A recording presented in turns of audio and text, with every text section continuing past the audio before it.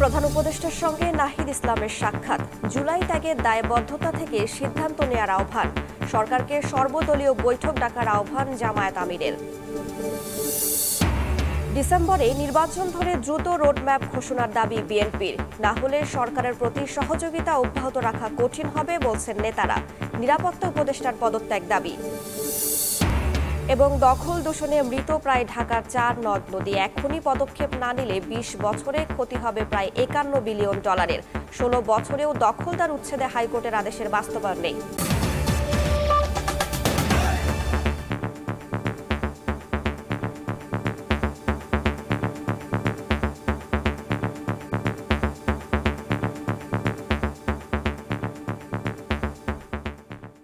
ভোরের সময়ের সঙ্গে আছি আমি রাইসা জান্নাত। পদত্যাগের গুঞ্জনে প্রধান উপদেষ্টা ডক্টর মোহাম্মদ ইউনূসের সঙ্গে সাক্ষাৎ করেছেন এনসিপি আহ্বায়ক নাহিদ ইসলাম। বৃহস্পতিবার সন্ধ্যায় প্রধান উপদেষ্টার সরকারি বাসভবন যমুনায় এই বৈঠক অনুষ্ঠিত হয়। এনসিপির যুগ্ম আহ্বায়ক সারোয়ার তুষার জানান, বৈঠকে জুলাই অভ্যুত্থানের আকাঙ্ক্ষা, প্রধান উপদেষ্টার উপরে মানুষের আস্থা বিবেচনায় যে কোনো সিদ্ধান্ত নেওয়ার আহ্বান জানান নাহিদ ইসলাম। এদিকে উদ্ভূত পরিস্থিতি থেকে উত্তরণে প্রধান উপদেষ্টাকে সর্বদলীয় বৈঠক ডাকার আহ্বান জানিয়েছেন জামায়াতের আমির ডাক্তার শফিকুর রহমান। দুই ছাত্র উপদেষ্টার পদত্যাগ ও জাতীয় নির্বাচন দাবি এবং ঢাকা দক্ষিণ সিটির মেয়র পদে বিএনপি নেতা ইশরাক হোসেনকে দায়িত্ব বুঝিয়ে দেওয়ার আন্দোলনের মধ্যেই বৃহস্পতিবার সন্ধ্যায় প্রধান উপদেষ্টা ডক্টর মোহাম্মদ ইউনূস পদত্যাগ করতে চান এমন গুঞ্জনের খবরে ছেয়ে যায় সামাজিক যোগাযোগ মাধ্যম। সামাজিক যোগাযোগ মাধ্যমে দেশের স্বার্থে জুলাইয়ের ঐক্য পুনঃপ্রতিষ্ঠার আহ্বান জানান তথ্য উপদেষ্টা মাহফুজ আলম, এনসিপি নেতা হাসনাত আব্দুল্লাহ সহ বেশ কয়েকজন। পদত্যাগের গুঞ্জনের খবর পেয়ে প্রধান উপদেষ্টা ডক্টর মোহাম্মদ ইউনূসের সঙ্গে সন্ধ্যা 6:30টায় যমুনায় সাক্ষাৎ করেন জাতীয় নাগরিক পার্টি এনসিপির আহ্বায়ক নাহিদ ইসলাম। এনসিপি যুগ্ম আহ্বায়ক সারোয়ার তুষার সময় সংবাদকে জানান, আধা ঘণ্টার আলোচনায় জুলাই অভ্যুত্থানের আকাঙ্ক্ষা, প্রধান উপদেষ্টার উপরে মানুষের আস্থা এবং জাতীয় ঐক্যের বিষয়টি বিবেচনায় নিয়ে যে কোনো সিদ্ধান্ত নেওয়ার আহ্বান জানিয়েছেন নাহিদ ইসলাম। পদত্যাগের গুঞ্জন ছড়িয়ে পড়ার পরে নাহিদ ইসলাম প্রধান উপদেষ্টার সাথে দেখা করেন এবং সেখানে তিনি তাকে অনুরোধ করেন, প্রধান উপদেষ্টা তাকে বলেছেন যে ছাত্র পরিবেশ না থাকলে তো তার থেকে লাভ নাই। মানুষের ডক্টর ইউনূসের প্রতি যে আস্থা এবং ভরসা, জুলাই গণঅভ্যুত্থানের পরে যে সংস্কার পরে নির্বাচন, এগুলো কথা বিবেচনা করে তিনি যেন এরকম কোনো সিদ্ধান্ত না নেন সেটা অনুরোধ করেছেন এবং মানুষের আস্থার প্রতিদানটা তিনি রক্ষা করেন। এটা আমাদের তরফ থেকে আমাদের আহ্বায়ক বলেছেন। এদিকে চলমান সংকট উত্তরণে প্রধান উপদেষ্টাকে সর্বদলীয় বৈঠক ডাকার আহ্বান জানিয়েছেন জামায়াত ইসলামের আমির ডাক্তার শফিকুর রহমান। বৃহস্পতিবার বিকেলে দলটির কেন্দ্রীয় নির্বাহী পরিষদের জরুরি বৈঠক শেষে এ আহ্বান জানান তিনি। হাসান ওয়ালি, সময় সংবাদ, ঢাকা। ডিসেম্বরের মধ্যেই জাতীয় সংসদ গঠনের রোডম্যাপ চায় বিএনপি। অন্যথায় সরকারের প্রতি সহযোগিতা অব্যাহত রাখা কঠিন হবে বলে হুঁশিয়ারি দিয়েছেন নেতারা। অভিযোগ করেছেন, অন্তর্বর্তী সরকার নিরপেক্ষ না থেকে কোনো রাজনৈতিক মহলের এজেন্ডা বাস্তবায়নে কাজ করছে। নিরাপত্তা উপদেষ্টা উদ্দেশ্যমূলকভাবে করিডোর ইস্যুতে বিভ্রান্তি তৈরি করছেন দাবি করে তার পদত্যাগও চেয়েছেন বিএনপি নেতারা। বেশ কয়েকদিন ধরে দেশে আলোচনার কেন্দ্রবিন্দুতে করিডোর ইস্যু। এ নিয়ে রাষ্ট্রের বিভিন্ন উচ্চ পর্যায়ের কর্মকর্তারা এক মেরুতে, আর ঠিক তার বিপরীতে রাজনৈতিক দলের নেতারা। আপনাদের অন্তরে অন্য কোনো বিষক্রিয়া। বৃহস্পতিবার সকালে নয়াপল্টনে বিএনপির কেন্দ্রীয় কার্যালয়ে সংবাদ সম্মেলনে জাতীয় নিরাপত্তা নিয়ে শঙ্কা প্রকাশ করেন দলটির সিনিয়র যুগ্ম মহাসচিব রুহুল কবির রিজভী। সরকারের রাষ্ট্র পরিচালনার সামর্থ্য নিয়ে প্রশ্ন তুলে তিনি বলেন, রাষ্ট্রের নিরাপত্তা নিয়ে পরীক্ষা নিরীক্ষার সুযোগ নেই। নিরাপত্তা উপদেষ্টা উদ্দেশ্যমূলকভাবে করিডোর ইস্যুতে বিভ্রান্তি তৈরি করছেন বলেও অভিযোগ তার। এই সরকারের নিরপেক্ষতা এবং সরকারের পরিচালনার সক্ষমতা নিয়ে জনমনে প্রশ্ন সৃষ্টি হয়েছে। রাষ্ট্র নিয়ে পরীক্ষা নিরীক্ষা করার সুযোগ নেই। ডক্টর খলিলকে অবিলম্বে জাতীয় নিরাপত্তা উপদেষ্টার পদ থেকে সরিয়ে দিয়ে দেশে বিদেশে তার অবস্থান সম্পর্কে সম্পূর্ণ তথ্য দেশের জনগণের সামনে হাজির করতে হবে। এদিকে দিনাজপুরে এক অনুষ্ঠানে বিএনপির স্থায়ী কমিটির সদস্য ডাক্তার AJM জাহিদ হোসেন বলেন, অন্তর্বর্তী সরকারের বিদেশি এজেন্ডা বাস্তবায়নের সুযোগ নেই। জনগণের শক্তির উপর আস্থা রাখুন, নিজে কোনো অবস্থাতেই কোনো বিদেশি প্রভুর কাছে আস্থা নিয়ে দেশ পরিচালনা করবেন, এইটি হবে না। এদিন বিকেলে গুলশানে বিএনপি চেয়ারপারসনের কার্যালয়ে সংবাদ সম্মেলনে নেতারা অভিযোগ করেন, অন্তর্বর্তী সরকার নিরপেক্ষ না থেকে কোনো রাজনৈতিক মহলের এজেন্ডা বাস্তবায়নে কাজ করছে। ডিসেম্বরের মধ্যেই নির্বাচন করার রোডম্যাপ ঘোষণার দাবি জানান তারা। যাদের সম্বন্ধে বিতর্ক আছে তাদেরকে বাদ দিয়ে কেয়ারটেকার মোডের দিকে যেতে হবে, সংখ্যা কমিয়ে আনতে হবে, নির্বাচনের রোডম্যাপ ঘোষণা করতে হবে। ডিসেম্বর 2025-এর মধ্যে একটি জাতীয় সংসদ গঠনের জন্য অবিলম্বে সুনির্দিষ্ট রোডম্যাপ ঘোষণার দাবি জানাচ্ছি। এর অন্যথা হলে জনগণের দল হিসাবে বিএনপির পক্ষে এই সরকারের প্রতি সহযোগিতা অব্যাহত রাখা কঠিন হয়ে দাঁড়াবে। নিরাপত্তা সংশ্লিষ্ট স্পর্শকাতর বিষয়ে অন্তর্বর্তী সরকার নয়, এসব সিদ্ধান্ত ঐকমত্যের মাধ্যমে নির্বাচিত সরকার নেবে বলেও জানান বিএনপি নেতারা। সরকার এরকম একটা পরিস্থিতি সৃষ্টি করছে। হাসান ওয়ালি, সময় সংবাদ, ঢাকা। উচ্চ আদালতের রায়কে স্বাগত জানিয়ে চলমান আন্দোলন আপাতত স্থগিত করলেন বিএনপি নেতা ইশরাক হোসেন। হাইকোর্টের রায় মেনে দ্রুত সময়ের মধ্যে শপথের ব্যবস্থা করার আহ্বান তার। পরিস্থিতি পর্যবেক্ষণ করে পরবর্তী পদক্ষেপ নেওয়া হবে বলেও জানান ইশরাক। এদিকে ক্ষমতা অপব্যবহারের অভিযোগ তুলে উপদেষ্টা আসিফ মাহমুদ ও মাহফুজ আলমের পদত্যাগ দাবি বিএনপি নেতাকর্মীদের। আনন্দ মিছিল আর স্লোগানে মুখর রাজধানীর কাকরাইল মোড়। হাইকোর্টের রায় ইশরাক হোসেনের পক্ষে আসায় বিএনপির নেতাকর্মীদের মাঝে উচ্ছ্বাস। অক্লান্ত আন্দোলনে যে নেতাকর্মীরা টানা ৮ দিন যাবৎ ছিলেন রাজপথে, তাদের সঙ্গে দেখা করতে ছুটে আসেন ইশরাক হোসেন। ছাদখোলা গাড়ি থেকে হাত নাড়িয়ে শুভেচ্ছা জানান সমর্থকদের। পরে গণমাধ্যমে কথা বলেন আদালতের রায়ে ঘোষিত মেয়র ইশরাক। বলেন, জনভোগান্তি চিন্তা করে অবস্থান কর্মসূচি প্রত্যাহার করে নেওয়া হয়েছে। এ সময় তিনি সরকারকে পর্যবেক্ষণের জন্য সময় বেঁধে দেন। বিজয় হয়েছে, আইনের শাসন প্রতিষ্ঠা হয়েছে এবং যেহেতু আমরা আইনের শাসনের প্রতি শ্রদ্ধাশীল, আমরা আশা রাখব যে বর্তমান অন্তর্বর্তীকালীন সরকার আর একদিনও কালক্ষেপণ না করে অবিলম্বে আদালতের রায় বাস্তবায়ন করার মাধ্যমে তাদের আগামী দিনের এজেন্ডা সেটা জনগণের কাছে ফুটিয়ে তুলে ধরবে। নেতাকর্মীরা বলছেন, আদালতের রায়ে ইশরাক হোসেনের জয় হয়েছে। এটি শুধু একটি রাজনৈতিক সিদ্ধান্ত নয়, বরং গণদাবি ছিল বলে মত তাদের। আমরা এটা নিয়ে রাজনীতি করার জন্য ছিলাম না, যেহেতু আদালতের একটা রায় ছিল সেটা মীমাংসা করে দিয়েছেন উচ্চ আদালত, সেটাকে খারিজ করে দিয়েছেন। এখন ইঞ্জিনিয়ার ইশরাকের জনতার মেয়র হিসাবে তাকে মেয়র পদে বহাল করার জন্য ব্যবস্থা সেটা সরকার নেবেন। মেয়র ভবনটাকে কুক্ষিত করে যে তারা আটকে রেখেছে বা প্রশাসক দিয়ে বা দুর্নীতি করে, এটা যদি আমাদেরকে মেয়র কাছে দেয় তো তাদের দুর্নীতি উন্মোচন হয়ে গেল। তা আমরা চাই অতি শিগগিরে মেয়র সাহেব বসুক। পুরো ঢাকাবাসী উচ্ছ্বাসিত। এদিকে অন্তর্বর্তী সরকার থেকে 2 উপদেষ্টা আসিফ মাহমুদ সজীব ভুইয়া ও মাহফুজ আলমের পদত্যাগের দাবি জানিয়েছেন নেতাকর্মীরা। তাদের অভিযোগ, সরকারের থেকে ক্ষমতার অপব্যবহার করছেন 2 উপদেষ্টা। তারা পক্ষপাতিত্ব করছে, তাদেরকে পদত্যাগ করতে হবে। ওরা ওই জায়গায় যোগ্য না বিধায় আজকে দেশে বিশৃঙ্খলা। যদি শপথ গ্রহণে কোনো তালবাহানা করা হয় তাহলে আবার নতুন করে আমরা রাস্তা নামবো। আদালতের নির্দেশনা অনুযায়ী দ্রুত ইশরাক হোসেনকে ঢাকা দক্ষিণ সিটির মেয়রের শপথ পড়ানোর দাবি জানান সমর্থকরা। তানভীর হাসান মেঘ, সময় সংবাদ, ঢাকা। এর আগে ইশরাকের মেয়র পদের শপথ পড়াতে বাধা নেই বলে রায় দেন হাইকোর্ট। সেই সঙ্গে স্থগিত চেয়ে রিট খারিজ করা হয়। ইশরাকের আইনজীবীরা বলছেন, 26 মের মধ্যে শপথ না পড়ালে আদালত অবমাননার দায়ে অভিযুক্ত হবে সংশ্লিষ্ট পক্ষ। যদিও আদেশের বিরুদ্ধে আপিলের ঘোষণা দিয়েছেন রিটকারীর আইনজীবী।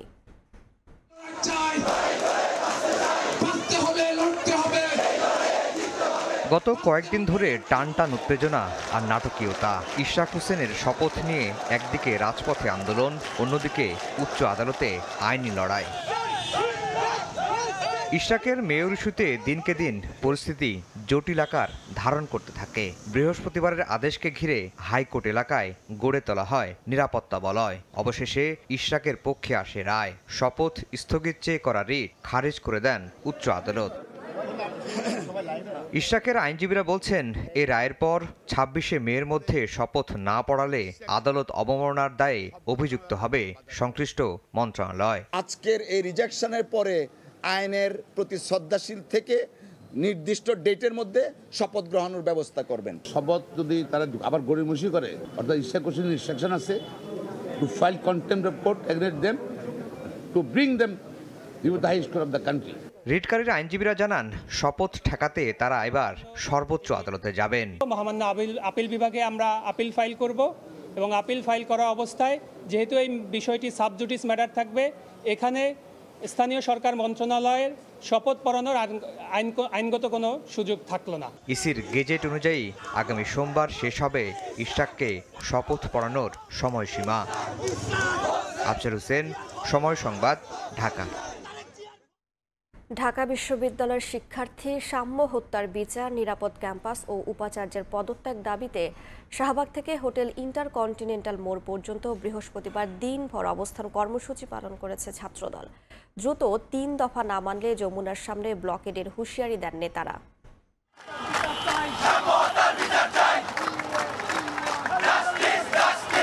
সহপাঠীর হত্যার বিচারের দাবিতে স্লোগানে উত্তাল শাহবাগ। বৃষ্টি উপেক্ষা করে ঢাকা বিশ্ববিদ্যালয়ের শিক্ষার্থী ও ছাত্রদল নেতা সাম্য হত্যার প্রতিবাদে বিক্ষোভ জাতীয়তাবাদী ছাত্রদলের। সাম্য হত্যার বিচার ও নিরাপদ ক্যাম্পাসের দাবিতে সকাল থেকে বিকেল পর্যন্ত শাহবাগ থেকে হোটেল ইন্টারকন্টিনেন্টাল মোড়ে অবস্থান নেন তারা।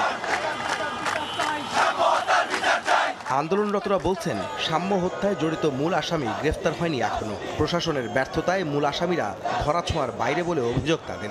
অন্তর্বর্তীকালীন সরকার যে প্রশাসন আছে তারা এই হত্যার যে সঠিক তদন্ত তারা এখন পর্যন্ত করতে ব্যর্থ হয়েছে। হত্যাকাণ্ডকে জাস্টিফাই করতে চেয়েছে, সেইটা খুবই অনাকাঙ্ক্ষিত। ভাই হত্যার বিচার না হওয়া পর্যন্ত রাজপথ ছাড়বে না। ক্যাম্পাসে শিক্ষার্থীদের নিরাপত্তা দিতে ব্যর্থ হওয়ায় উপাচার্য ও প্রক্টরের পদত্যাগও দাবি করেন ছাত্রদলের নেতাকর্মীরা। আমরা যখন সেই বিচার নিয়ে যাই প্রক্টরের কাছে, প্রক্টর তখন আমাদেরকে এক ধরনের প্রতিহিংসা ছুড়ে দেয় আমাদের উপরে। এই বিশ্ববিদ্যালয়ের প্রশাসন তারা তাদের ব্যর্থতার দায় স্বীকার করে পদত্যাগ করবে। সংগঠনটির কেন্দ্রীয় নেতারা বলেন, সাম্য হত্যার সঙ্গে জড়িতদের গ্রেফতারে গাফলতি আছে পুলিশের। যদি দাবি না মানা হয় তাহলে এর থেকে কঠিন কর্মসূচি আমরা ইনশাল্লাহ ঘোষণা করব। যদি আমাদের ভাই হত্যার বিচার না পাই, আমরা যমুনা ব্লক করতে পিছু পাবো না। এদিকে দিনভর প্রধান সড়ক অবরুদ্ধ থাকায় দুর্ভোগে পড়েন সাধারণ মানুষ। অবরোধ হচ্ছে, এটা তো আমাদের আসলে একটু কষ্ট হচ্ছে। অফিস টাইমে তো কখনো আন্দোলন এইভাবে দেওয়া ঠিক না। গত 13ই মে সোহরাওয়ার্দী উদ্যানে ছুরিকাঘাতে হত্যা করা হয় ছাত্রদলের স্যার এএফ রহমান হল ইউনিটের সাহিত্য ও প্রকাশনা সম্পাদক সাম্যকে। এ ঘটনায় এই পর্যন্ত 6 জনকে গ্রেফতার করেছে পুলিশ। আহমেদ সালেহিন, সময় সংবাদ, ঢাকা। জনদুর্ভোগ তৈরি করে সরকারকে বেকায়দায় ফেলে ভিন্ন কিছু হাসিল করতে চায় একটি গোষ্ঠী। বৃহস্পতিবার বিকেলে ইসি পুনর্গঠন ও জাতীয় নির্বাচনের আগে স্থানীয় সরকার ভোটের দাবিতে রাজধানীর যাত্রাবাড়ি ও মিরপুরে আলাদা সমাবেশ থেকে অভিযোগ করেছেন এনসিপি নেতারা।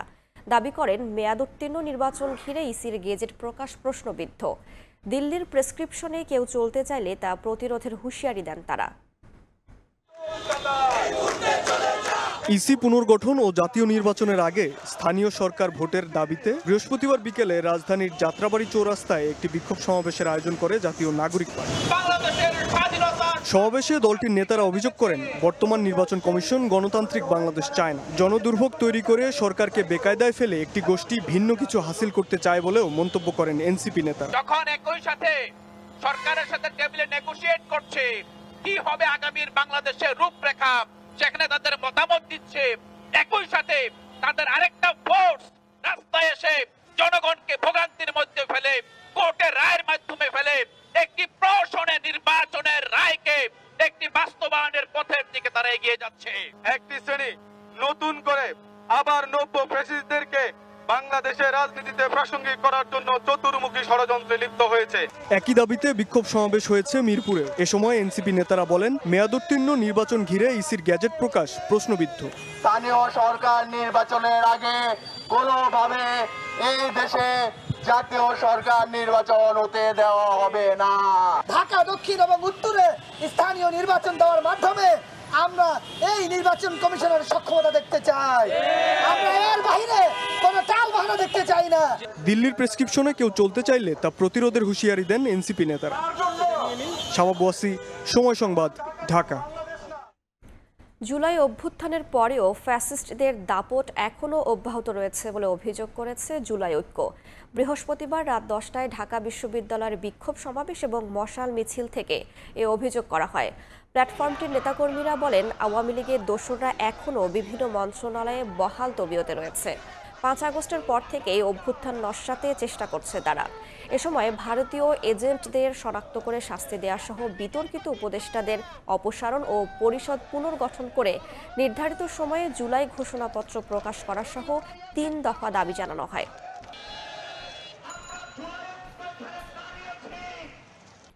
টাকা কামানোর প্রতিযোগিতায় বিদেশ পাড়ি জমাতে গিয়ে অনেকে দালালের মাধ্যমে বেছে নেয় অবৈধ পথ। অনেকে মাফিয়া চক্রের খপ্পরে পড়ে নির্মম নির্যাতনের শিকার হন। ভিটামাটি আর স্বর্ণালংকার বিক্রি করে দফায় দফায় টাকা পাঠালে কেউ ফেরত পান স্বজনকে, আবার কারো কোনো খোঁজই মেলে না। অবৈধ পথে বিদেশ পাড়ি জমানো বন্ধ এবং দালাল চক্র নির্মূলে কাজ করছে বলে জানিয়েছে পুলিশ। শরীয়তপুর থেকে বিএম ইসরাফিলের তথ্য ছবি নিয়ে রিপোর্ট। 5 বার 7 বার চোখ বাঁধতো, এরপর মনে করেন মুখে ভিতরে মনে করেন গামছা ভরিয়ে মুখ বাঁধতো, কারেন্টের শট দিতে পায়। আমার হাতের নখটা এটা আর কি প্লাস দিয়ে চাপা দিয়ে ধরিয়া মনে করেন রক্ত জমা এলে তো। আর সম্পূর্ণ টোটাল প্রায় 64 লাখ টাকার মতো খরচ হয়েছে। ভিটেমাটি বিক্রি করে প্রিয় মাতৃভূমি ছেড়ে দূরদেশে পাড়ি জমান টাকা কামানোর আশায়, কিন্তু দালালের খপ্পরে পড়ে আটকে যান মাফিয়া চক্রের কাছে। এরপরই দিনের পর দিন সইতে হয় অবর্ণনীয় নির্যাতন। ইতালিতে নেওয়ার কথা বললে আমাদের বাংলাদেশ থেকে লিবিয়াতে নেয়, লিবিয়াতে নেওয়ার পরে আমাদের ওই জায়গায় একটা চক্রের মাধ্যমে বিক্রি করে দেয়। প্রতিবেশীর বাড়িতে সুউচ্চ ভবন, নিজের বাড়িতে টিনের ঘর, নিজেকে করতে হবে অট্টালিকার অধিকারী। এমন প্রতিযোগিতা থেকে অনেকেই স্বপ্ন বুনেন ইতালি যাওয়ার, আশ্রয় নেন দালালের। শরীয়তপুরের ভেদেরগঞ্জ উপজেলার আইজারা গ্রামের আহসানুল্লাহ ও আলতাফ হোসেন উচ্চ আয়ের আশায় গত বছরের 16 সেপ্টেম্বর দেশ ছাড়েন, কিন্তু স্বপ্নের ইতালি আর যাওয়া হয়নি। অবৈধ পথে লিবিয়া পৌঁছাতেই শুরু হয় অত্যাচার। মাফিয়া চক্রের সদস্যরা নির্যাতনের ভিডিও দেখিয়ে দুই পরিবার থেকে দফায় দফায় হাতিয়ে নেয় লাখ লাখ টাকা। উদাম করে আমার বাইরে ফলটে হালায় আতে পায় বাইন্দা আমার বাইরে বড় করে পিটাইছে, আমরা সহ্য করতে পারি না। আমাকে বইটা টাকা পয়সা যা জিনিস একটা যা আসলে সব বেচে লাইছি আমরা। কিস্তির টাকা উঠাইছি প্রায় 30 লাখের মতো। এখন এই কিস্তির টাকার জন্য আমরা বাড়িতে থাকতে পারি না। আমরা স্যার দিন মজুর, আমরা এর কথা বলতে পারি না স্যার। আমার ছেলে 10 তলা 5 তলা বিল্ডিং করেছে, এই আকাঙ্ক্ষা দেখে আরেকজনে উদ্বুদ্ধ হয়, আর উদ্বুদ্ধ হয়ে দালালের খপ্পরে পড়ে তারা ভিটা বাটি সব বিক্রি করে বিদেশে পাড়ি দেয়। ভুক্তভোগী পরিবারের দাবি, হারুন লস্কর নামে দালাল চক্রের এক সদস্যের বাসায় গিয়ে দেয়া হতো এসব টাকা। তবে টাকা নেওয়ার অভিযোগটি অস্বীকার করেন অভিযুক্ত হারুন লস্কর। 64 লাখ টাকা পুরা আমরা হারুন লস্কর হাতে দিছি। কোনোদিন নেও নেই, আমাকে দেয়ও নেই, আর এই ব্যাপারে কোনো ডকুমেন্টস প্রমাণ কোনো রকম কিছু নেই। আমরা এই লোকের বিচার চাই, এরকম যেন আমার মতন নষ্ট যেন কেউ না করে। জেলায় দালাল চক্র নির্মূলে ব্যবস্থা নেওয়ার আশ্বাস পুলিশ সুপারের। সম্প্রতি বেশ কিছু চক্রকে শনাক্ত করেছি এবং তাদেরকে ইতিমধ্যে আইনের আওতায় নিয়ে এসেছি। এর বাহিরেও আমাদের নলেজে আছে যে কিছু কিছু চক্র যারা এই কাজ করে যাচ্ছে, তো এদের বিরুদ্ধেও আমাদের গোয়েন্দা নজরদারি অব্যাহত আছে। অবৈধ পথে ইতালি যাওয়ার সময় অর্ক শেখ, রবিন দাস, আজিম মোল্লা সহ 6 গাঁও ইউনিয়নের 11 যুবক নিখোঁজ হয়েছে। সময় সংবাদ, শরীয়তপুর। 10 বছর আগে বাংলাদেশ ও চীন সরকারের যৌথ উদ্যোগে নির্মিত হয় 7ম বাংলাদেশ চীন মৈত্রী আসমত আলী খান সেতু। দীর্ঘদিন ধরে সেতুটির সড়ক বাতির সবগুলোই অকেজো, ফলে সন্ধ্যা নামলেই ভুতুড়ে পরিস্থিতি সৃষ্টি হয় সেতু এলাকায়। বাড়ছে ইফটিজিং ও ছিনতাইয়ের মতো ঘটনাও। এতে ক্ষুব্ধ চলাচলকারী সহ স্থানীয়রা। সমস্যা সমাধানের আশ্বাস সংশ্লিষ্ট কর্তৃপক্ষের। সঞ্জয় কর্মকার অভিজিতের রিপোর্ট, ছবি তুলেছেন শাহাদাত আকন। মাদারীপুর সদর উপজেলার মহিষের চরে আরিয়ালখা নদের উপর 694 মিটার সেতুর নির্মাণ ব্যয় ধরা হয় 294 কোটি টাকা। নাম দেয়া হয় 7ম বাংলাদেশ চীন মৈত্রী আসমত আলী খান সেতু, যা 2015 সালের আগস্টে উদ্বোধন হয়। প্রকল্পে সেতুর উপর খুঁটি বসিয়ে লাগানো হয় শতাধিক সৌরবাতি। বছর না ঘুরতেই বাতিগুলো নষ্ট হয়ে যায়। পরে লাখ লাখ টাকা ব্যয়ে সৌর পদ্ধতি পরিবর্তন করে বিদ্যুৎ সংযোগ দেয় সড়ক বিভাগ। কিছুদিন সচল থাকলেও এরপর আবারও নষ্ট হয়ে যায় বাতিগুলো। এতে যানবাহনের চাপে যে কোনো সময় বড় ধরনের দুর্ঘটনার শঙ্কা এলাকাবাসীর। আর বাতিগুলো অকেজো থাকায় বাড়ছে ইফটিজিং, ঘটছে চুরি ছিনতাইয়ের মতো ঘটনাও। রাতে অনেক ডর করে হিন্দা গাড়ি চালাইতে, মাঝে মধ্যেই ধৈর্য ধরে টাকা পয়সা নিয়ে যায়। ইপ্রিজিং করলো, সে মানসিকভাবে কিন্তু ক্ষতিগ্রস্ত হলো। যদি এগুলো ঠিক না হয়, অহরহ ছিনতাই, রাহাজানি, খুন খারাপি এগুলো চলতেছে। কর্মগুলো হয়, দেখা যাচ্ছে এখানে আপনার অনেক মানে বুকাইটে পোলাপানো থাকে, যেমন আপনার মাদকদ্রব্য জিনিসও হয়। প্রশাসন যেন অতি দ্রুত এই লাইটগুলো ঠিক করে। চুরি চাচরামি মারাদারি করে। সড়ক বিভাগ বলছে শিগগিরই ঠিকাদারি প্রতিষ্ঠান নিয়োগ হলেই থাকবে না এই সমস্যা। এদিকে যাত্রী ও পথচারীদের নিরাপত্তায় পুলিশকে সঙ্গে নিয়ে তৎপরতা বাড়ানোর কথা জানায় জেলা প্রশাসন। আমাদের সামনে যে ইজারা যে চুক্তিতে লাইটের মেইনটেনেন্স ইজারাদারের উপর, চুক্তিটা খুব শীঘ্রই স্বাক্ষর হলে এটা তাদের উপর যাবে। বাতিগুলো ঠিক করার জন্য আমরা ইতিমধ্যে সড়ক বিভাগকে জানিয়েছি। অন্ধকার থাকার কারণে যাত্রীদের চলাচল বা নিরাপত্তা সংশ্লিষ্ট যে সমস্যাগুলো তৈরি হচ্ছে সেগুলো দেখার জন্য আমরা জেলা পুলিশ এবং সংশ্লিষ্ট যে সংস্থাগুলো আছে তাদেরকে আমরা জানিয়েছি। সেতু দিয়ে প্রতিদিন 3টি বিভাগের কয়েক হাজার যানবাহন চলাচল করে। ঠিকাদারি প্রতিষ্ঠানের মেয়াদ শেষ হওয়ার পর প্রায় 1 বছর ধরে নিজেরাই প্রতি মাসে কয়েক লাখ টাকার রাজস্ব আদায় করছে সড়ক বিভাগ। দিনের বেলা চকচকে ও ঝকঝকে দেখা গেলেও রাতের বেলা ভুতুরে অন্ধকারে পরিণত হয় এই সেতুর আশপাশের এলাকা। প্রতিনিয়তই বাড়ছে অপরাধমূলক কর্মকাণ্ড। তাহলে কবে হুঁশ হবে সড়ক বিভাগের, এমন প্রশ্ন যাত্রী চালক ও এলাকাবাসীর। সঞ্জয় কর্মকার, অভিজিৎ, সময় সংবাদ, মাদারীপুর। বিদেশ থেকে আমদানি করা গাড়ির ভার আর বহন করতে রাজি নয় চট্টগ্রাম বন্দর। মাত্র 20% রেখে বাকি 80% গাড়ি পাঠিয়ে দিতে চায় মোংলা বন্দরে। এ বিষয়ে একটি প্রস্তাবনা পাঠানো হয়েছে নৌ পরিবহন মন্ত্রণালয়ে। তবে গাড়ি ব্যবসা সংকুচিত হয়ে পড়ার আশঙ্কায় এ সিদ্ধান্তে আপত্তি জানিয়েছে বারভিডা। স্বাক্ষর টিপুর ছবিতে বিস্তারিত জানাচ্ছেন কমল দে। স্বাধীনতার পর চট্টগ্রাম বন্দর দিয়ে আমদানির মাধ্যমে বাংলাদেশে শুরু হয় রিকন্ডিশন গাড়ির ব্যবসা। এখন আর সে গাড়ি নিজেদের শেডে রাখতে রাজি নয় বন্দর কর্তৃপক্ষ। আমদানি করা গাড়ির অন্তত 80% মোংলা বন্দরে পাঠাতে চিঠি দেওয়া হয়েছে নৌ পরিবহন মন্ত্রণালয়ে। চট্টগ্রাম বন্দরের মাধ্যমে গাড়ি না এনে যদি সেগুলো মংলা বন্দরের মাধ্যমে আনে, তাহলে মংলা বন্দরের স্পেসটাও ব্যবহার হলো এবং চট্টগ্রাম বন্দরের ভিতরে যে অপারেশনাল কার্যক্রম সেটাও আমরা আরও ভালোভাবে ব্যবহার করতে পারলাম। চট্টগ্রাম বন্দরে খালাস হওয়া প্রতিটি গাড়ির ক্ষেত্রে প্রথম 4 দিন মাসুল না থাকলেও পরবর্তী 7 দিন 793 টাকা করে ভাড়া এবং 503 টাকা করে চার্জ দিতে হয় আমদানিকারককে। 14 দিন পর প্রতিদিনের মাসুল দাঁড়ায় 700 টাকায়। কিন্তু মোংলা বন্দরে 4 দিন বিনা মাসুলের পর পরবর্তী প্রথম 7 দিনের জন্য 400 টাকা ও তারপরে 7 দিনের জন্য নির্ধারণ করা হয়েছে 768 টাকা। আর 14 দিন পর প্রতিদিনের শুল্ক নির্ধারণ করা হয়েছে 129 টাকা।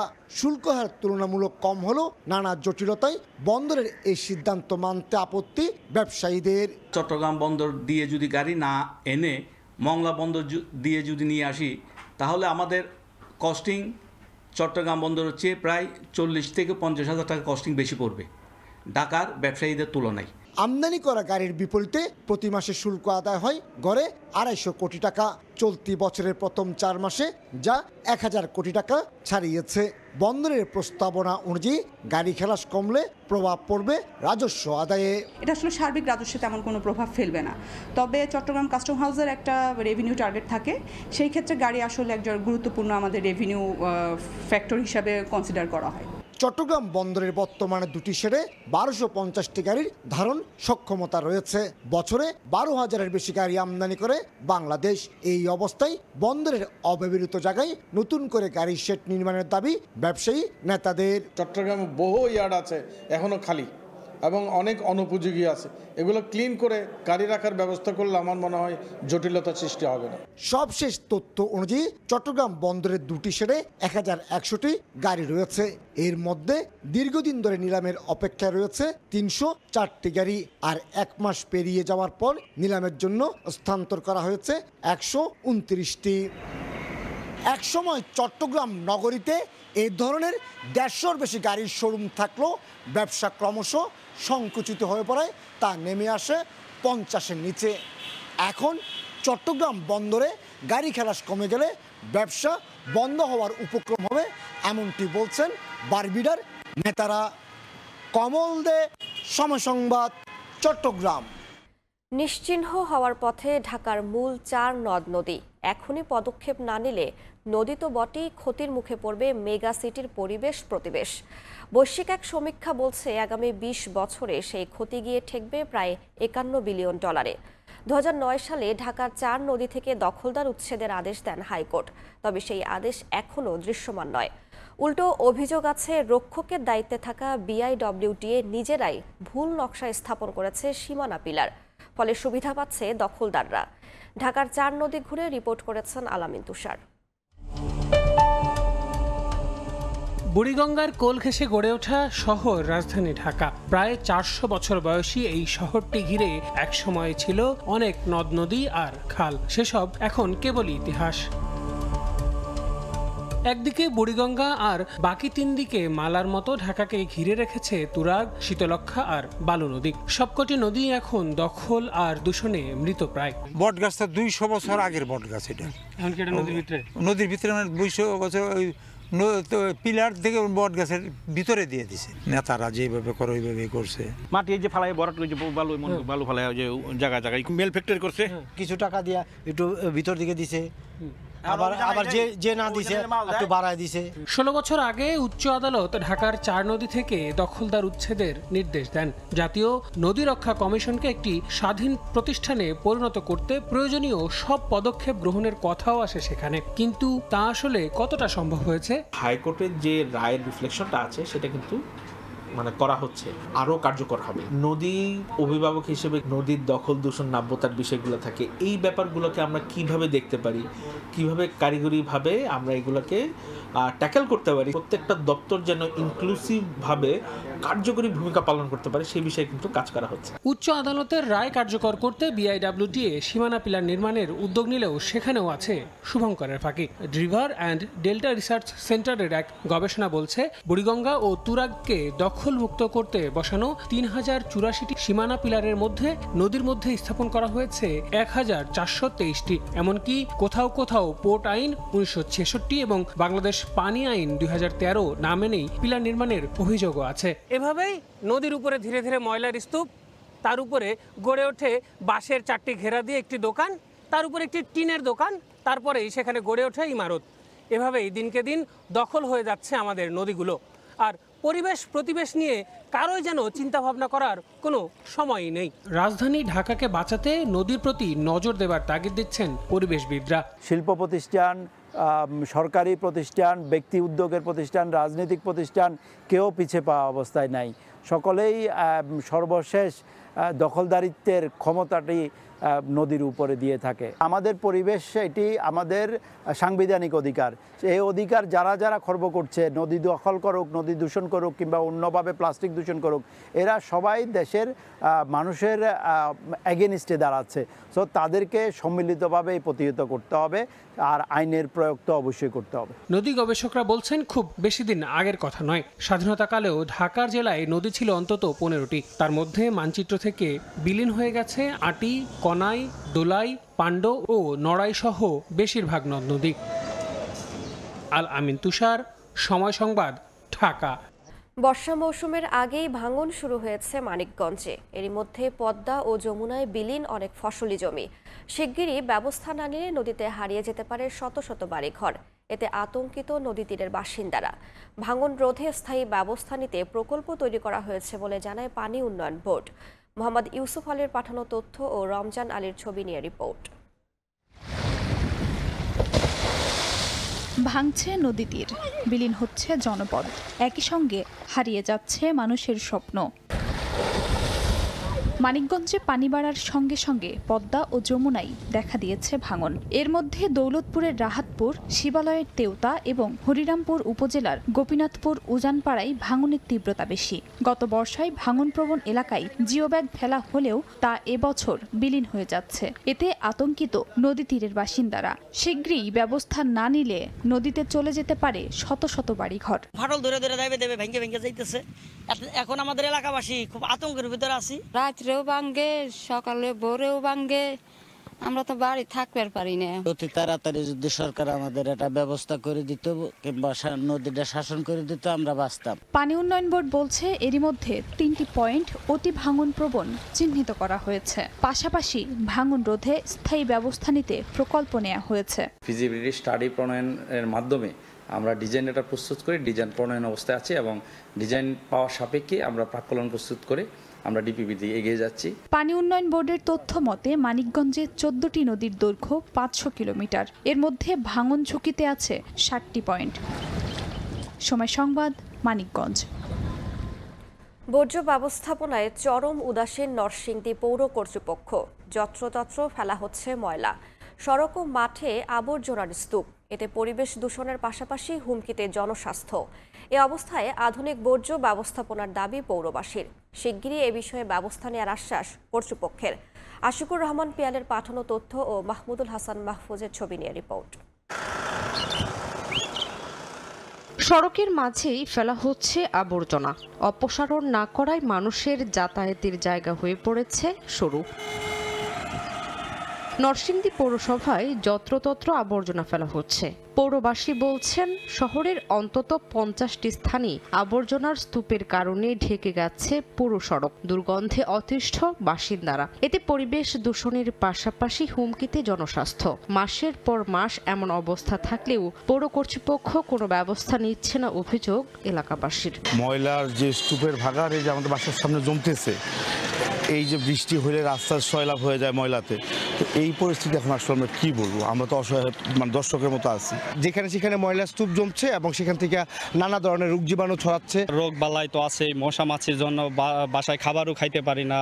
একবার বৃষ্টি হইলে হাজার হাজার পোকা কিরা আইটা বাসার ভিতরে ঢুকে। বর্জ্য অব্যবস্থাপনার জন্য আগের জনপ্রতিনিধিদের দুষছেন নাগরিক সমাজের প্রতিনিধিরা।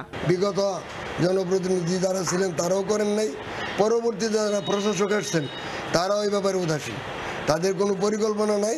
শিগগিরই এ বিষয়ে ব্যবস্থা নেওয়ার আশ্বাস পৌর কর্তৃপক্ষের। বর্জ্য ব্যবস্থাপনা একটা ক্রাশ প্রোগ্রাম হাতে নিয়েছি। আমাদের বিশেষ করে ময়লা ফেলানোর যে নির্ধারিত জায়গা, সে জায়গার বাইরে রাস্তার পাশে যে ময়লাগুলো রয়েছে সেগুলো আমরা খুব দ্রুত সময়ে নিষ্কাশনের ব্যবস্থা করব এবং আমাদের যে ডাম্পিং ইয়ার্ড রয়েছে এবং ডাম্পিং ইয়ার্ডটা আমরা সম্প্রসারিত করব। নরসিংদী পৌরসভায় 9টি ওয়ার্ডে প্রতিদিন প্রায় 300 মেট্রিক টন বর্জ্য ফেলা হয়। সময় সংবাদ, নরসিংদী। 5 বছর আগে নির্মাণ কাজ শেষ হলেও পুরোপুরি চালু হয়নি গোপালগঞ্জের ট্রমা সেন্টারের কার্যক্রম। ধার করে আনা 2 জন সহকারী কমিউনিটি মেডিকেল অফিসার দিয়ে কোনো রকম চালু রাখা হয়েছে বহির্বিভাগের কাজ। ব্যবহার না করায় ময়লা জমে নষ্ট হচ্ছে এক্স-রে মেশিন সহ অপারেশন থিয়েটারের যন্ত্রপাতি।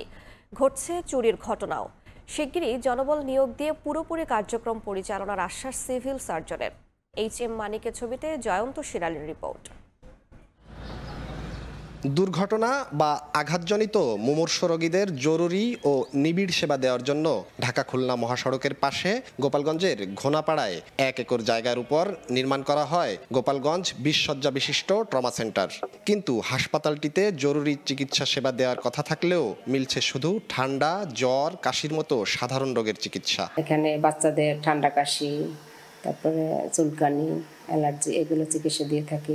সাধারণ রোগী যেরকম সব রোগী সর্দি, কাশি, তারপরে গ্যাস্ট্রিকের, ডায়াবেটিক, প্রেশার এগুলোর চিকিৎসা সেবা দিয়ে থাকি আমরা।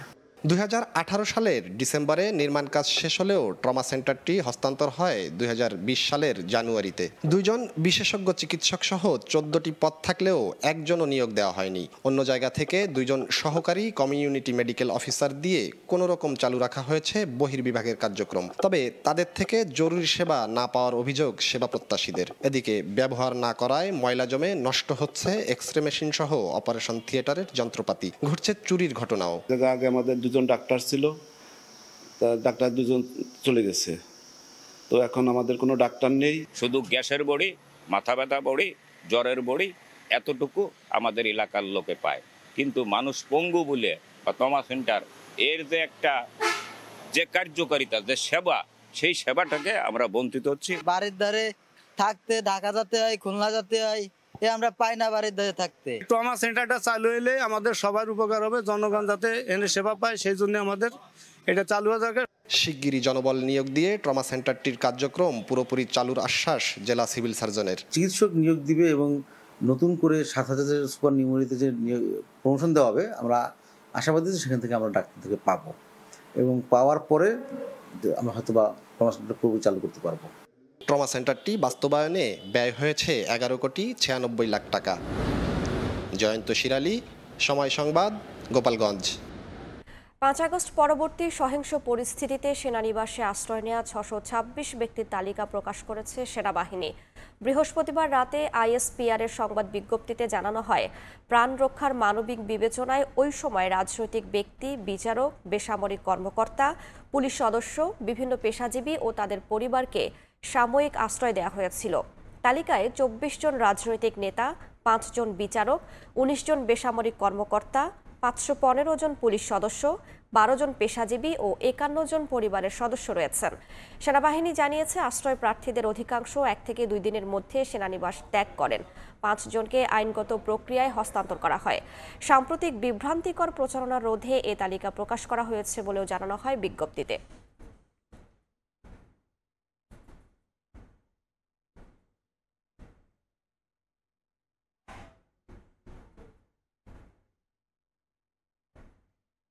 আন্তর্জাতিক অপরাধ ট্রাইব্যুনালের তদন্ত সংস্থাকে আসামি গ্রেফতারের ক্ষমতা দিয়ে প্রজ্ঞাপন জারি করা হয়েছে।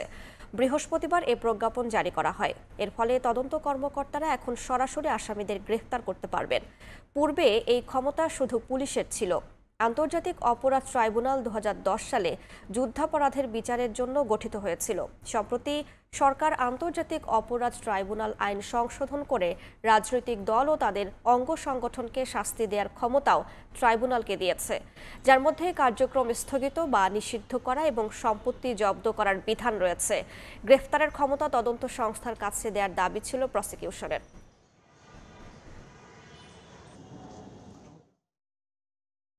তদন্ত চলাকালে আন্তর্জাতিক অপরাধ ট্রাইব্যুনালের কোনো মামলার তদন্তকারী কর্মকর্তা অথবা তদন্তে দায়িত্বপ্রাপ্ত কোনো প্রসিকিউটর যে কোনো অভিযুক্তকে অথবা সন্দেহভাজনকে গ্রেফতার করতে পারবে। বিজ্ঞ চিফ প্রসিকিউটর চাইলে একাধিক অভিযুক্তকে একসাথে বিচারের আওতায় আনতে পারবেন অথবা তাদেরকে ভাগ ভাগ করে বিচারের আওতায় আনতে পারবেন, অথবা একাধিক অভিযোগকে একই অভিযুক্তের বিরুদ্ধে যদি তদন্তে প্রমাণিত হয় তাহলে ফরমাল চার্জ দাখিলের মাধ্যমে অনেকগুলো অভিযোগের বিচার একসাথে করতে পারবেন। শুল্ক কর কর্মকর্তা কর্মচারীদের টানা আন্দোলনের মুখে রাজস্ব নীতি ও রাজস্ব ব্যবস্থাপনা অধ্যাদেশ সংশোধনের আশ্বাস দিয়েছে অর্থ মন্ত্রণালয়। সংশোধন না হওয়া পর্যন্ত বিদ্যমান কাঠামোতে এনবিআর এর সব কাজ চলবে বলে জানানো হয়েছে। বৃহস্পতিবার সংবাদ বিজ্ঞপ্তিতে অর্থ মন্ত্রণালয় জানায়, রাজস্ব খাতের প্রশাসন আলাদা করার কাঠামো কিভাবে হবে তা নিয়ে জাতীয় রাজস্ব বোর্ড সহ সব অংশীজনের সঙ্গে আলোচনা করে অধ্যাদেশ সংশোধন করা হবে। এনবিআর ও অভ্যন্তরীণ সম্পদ বিভাগ বিলুপ্ত করে রাজস্ব নীতি ও রাজস্ব ব্যবস্থাপনা বিভাগ নামে দুটি বিভাগ করে গত ১২ মে অধ্যাদেশ জারি করে সরকার। এরপর থেকে এর প্রতিবাদ করে আসছেন রাজস্ব বোর্ডের কর্মকর্তা কর্মচারীরা। সবশেষ তাদের দাবি দাওয়া নিয়ে প্রধান উপদেষ্টা বরাবর স্মারকলিপিও দেওয়া হয়েছে। বৃহস্পতিবার রাতে অর্থ মন্ত্রণালয়ের ব্যাখ্যা প্রত্যাখ্যান করে আন্দোলন অব্যাহত রাখার ঘোষণা দিয়েছে এনবিআর সংস্কার ঐক্য পরিষদ।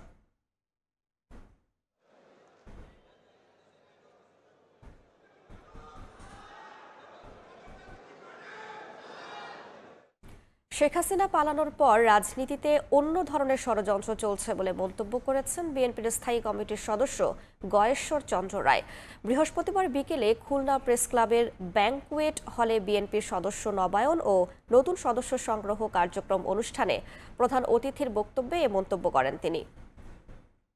17 বছরের ষড়যন্ত্র ছিল একরকম, হাসিনা দেশ থেকে পালানোর পর ষড়যন্ত্রটা অন্যমুখী। সেই ষড়যন্ত্র আমরা আশঙ্কা করি, অনুভব করি, কিন্তু এখন আবিষ্কার করতে পারি না। কারণ প্রকাশ্য শত্রুর সাথে লড়াটা যত সহজ, অজ্ঞাত শত্রুর সাথে লড়াটা কিন্তু তত সহজ না। বিএনপি চেয়ারপারসন বেগম খালেদা জিয়া ও ভারপ্রাপ্ত চেয়ারম্যান তারেক রহমানের বিরুদ্ধে মিথ্যা মামলা দায়ের ও হয়রানির অভিযোগে দুদকের সাবেক 3 চেয়ারম্যান ও এক মহাপরিচালকের বিরুদ্ধে আদালতে মামলা হয়েছে। বিএনপির সমর্থক শিবগঞ্জ উপজেলার মোকামতলার চাঁদপুর গ্রামের বুলবুল আহমেদের ছেলে আতিকুর রহমান মামলাটি দায়ের করেন। মামলার অভিযোগে বলা হয়, রাজনৈতিক উদ্দেশ্য প্রণোদিত হয়ে খালেদা জিয়া ও তারেক রহমানকে হয়রানি করতে জিয়া অরফানেজ ট্রাস্টের মিথ্যা মামলা দায়ের করেছিলেন তৎকালীন দুদক কর্মকর্তারা। মামলায় অভিযুক্তরা হলেন দুদকের সাবেক চেয়ারম্যান হাসান মশহুদ চৌধুরী, মোহাম্মদ হাবিবুর রহমান, আবুল হাসান মঞ্জুর এবং সাবেক মহাপরিচালক জিয়াউদ্দিন আহমেদ। এছাড়াও মামলায় অজ্ঞাতনামা আরও অনেককে আসামি করা হয়েছে।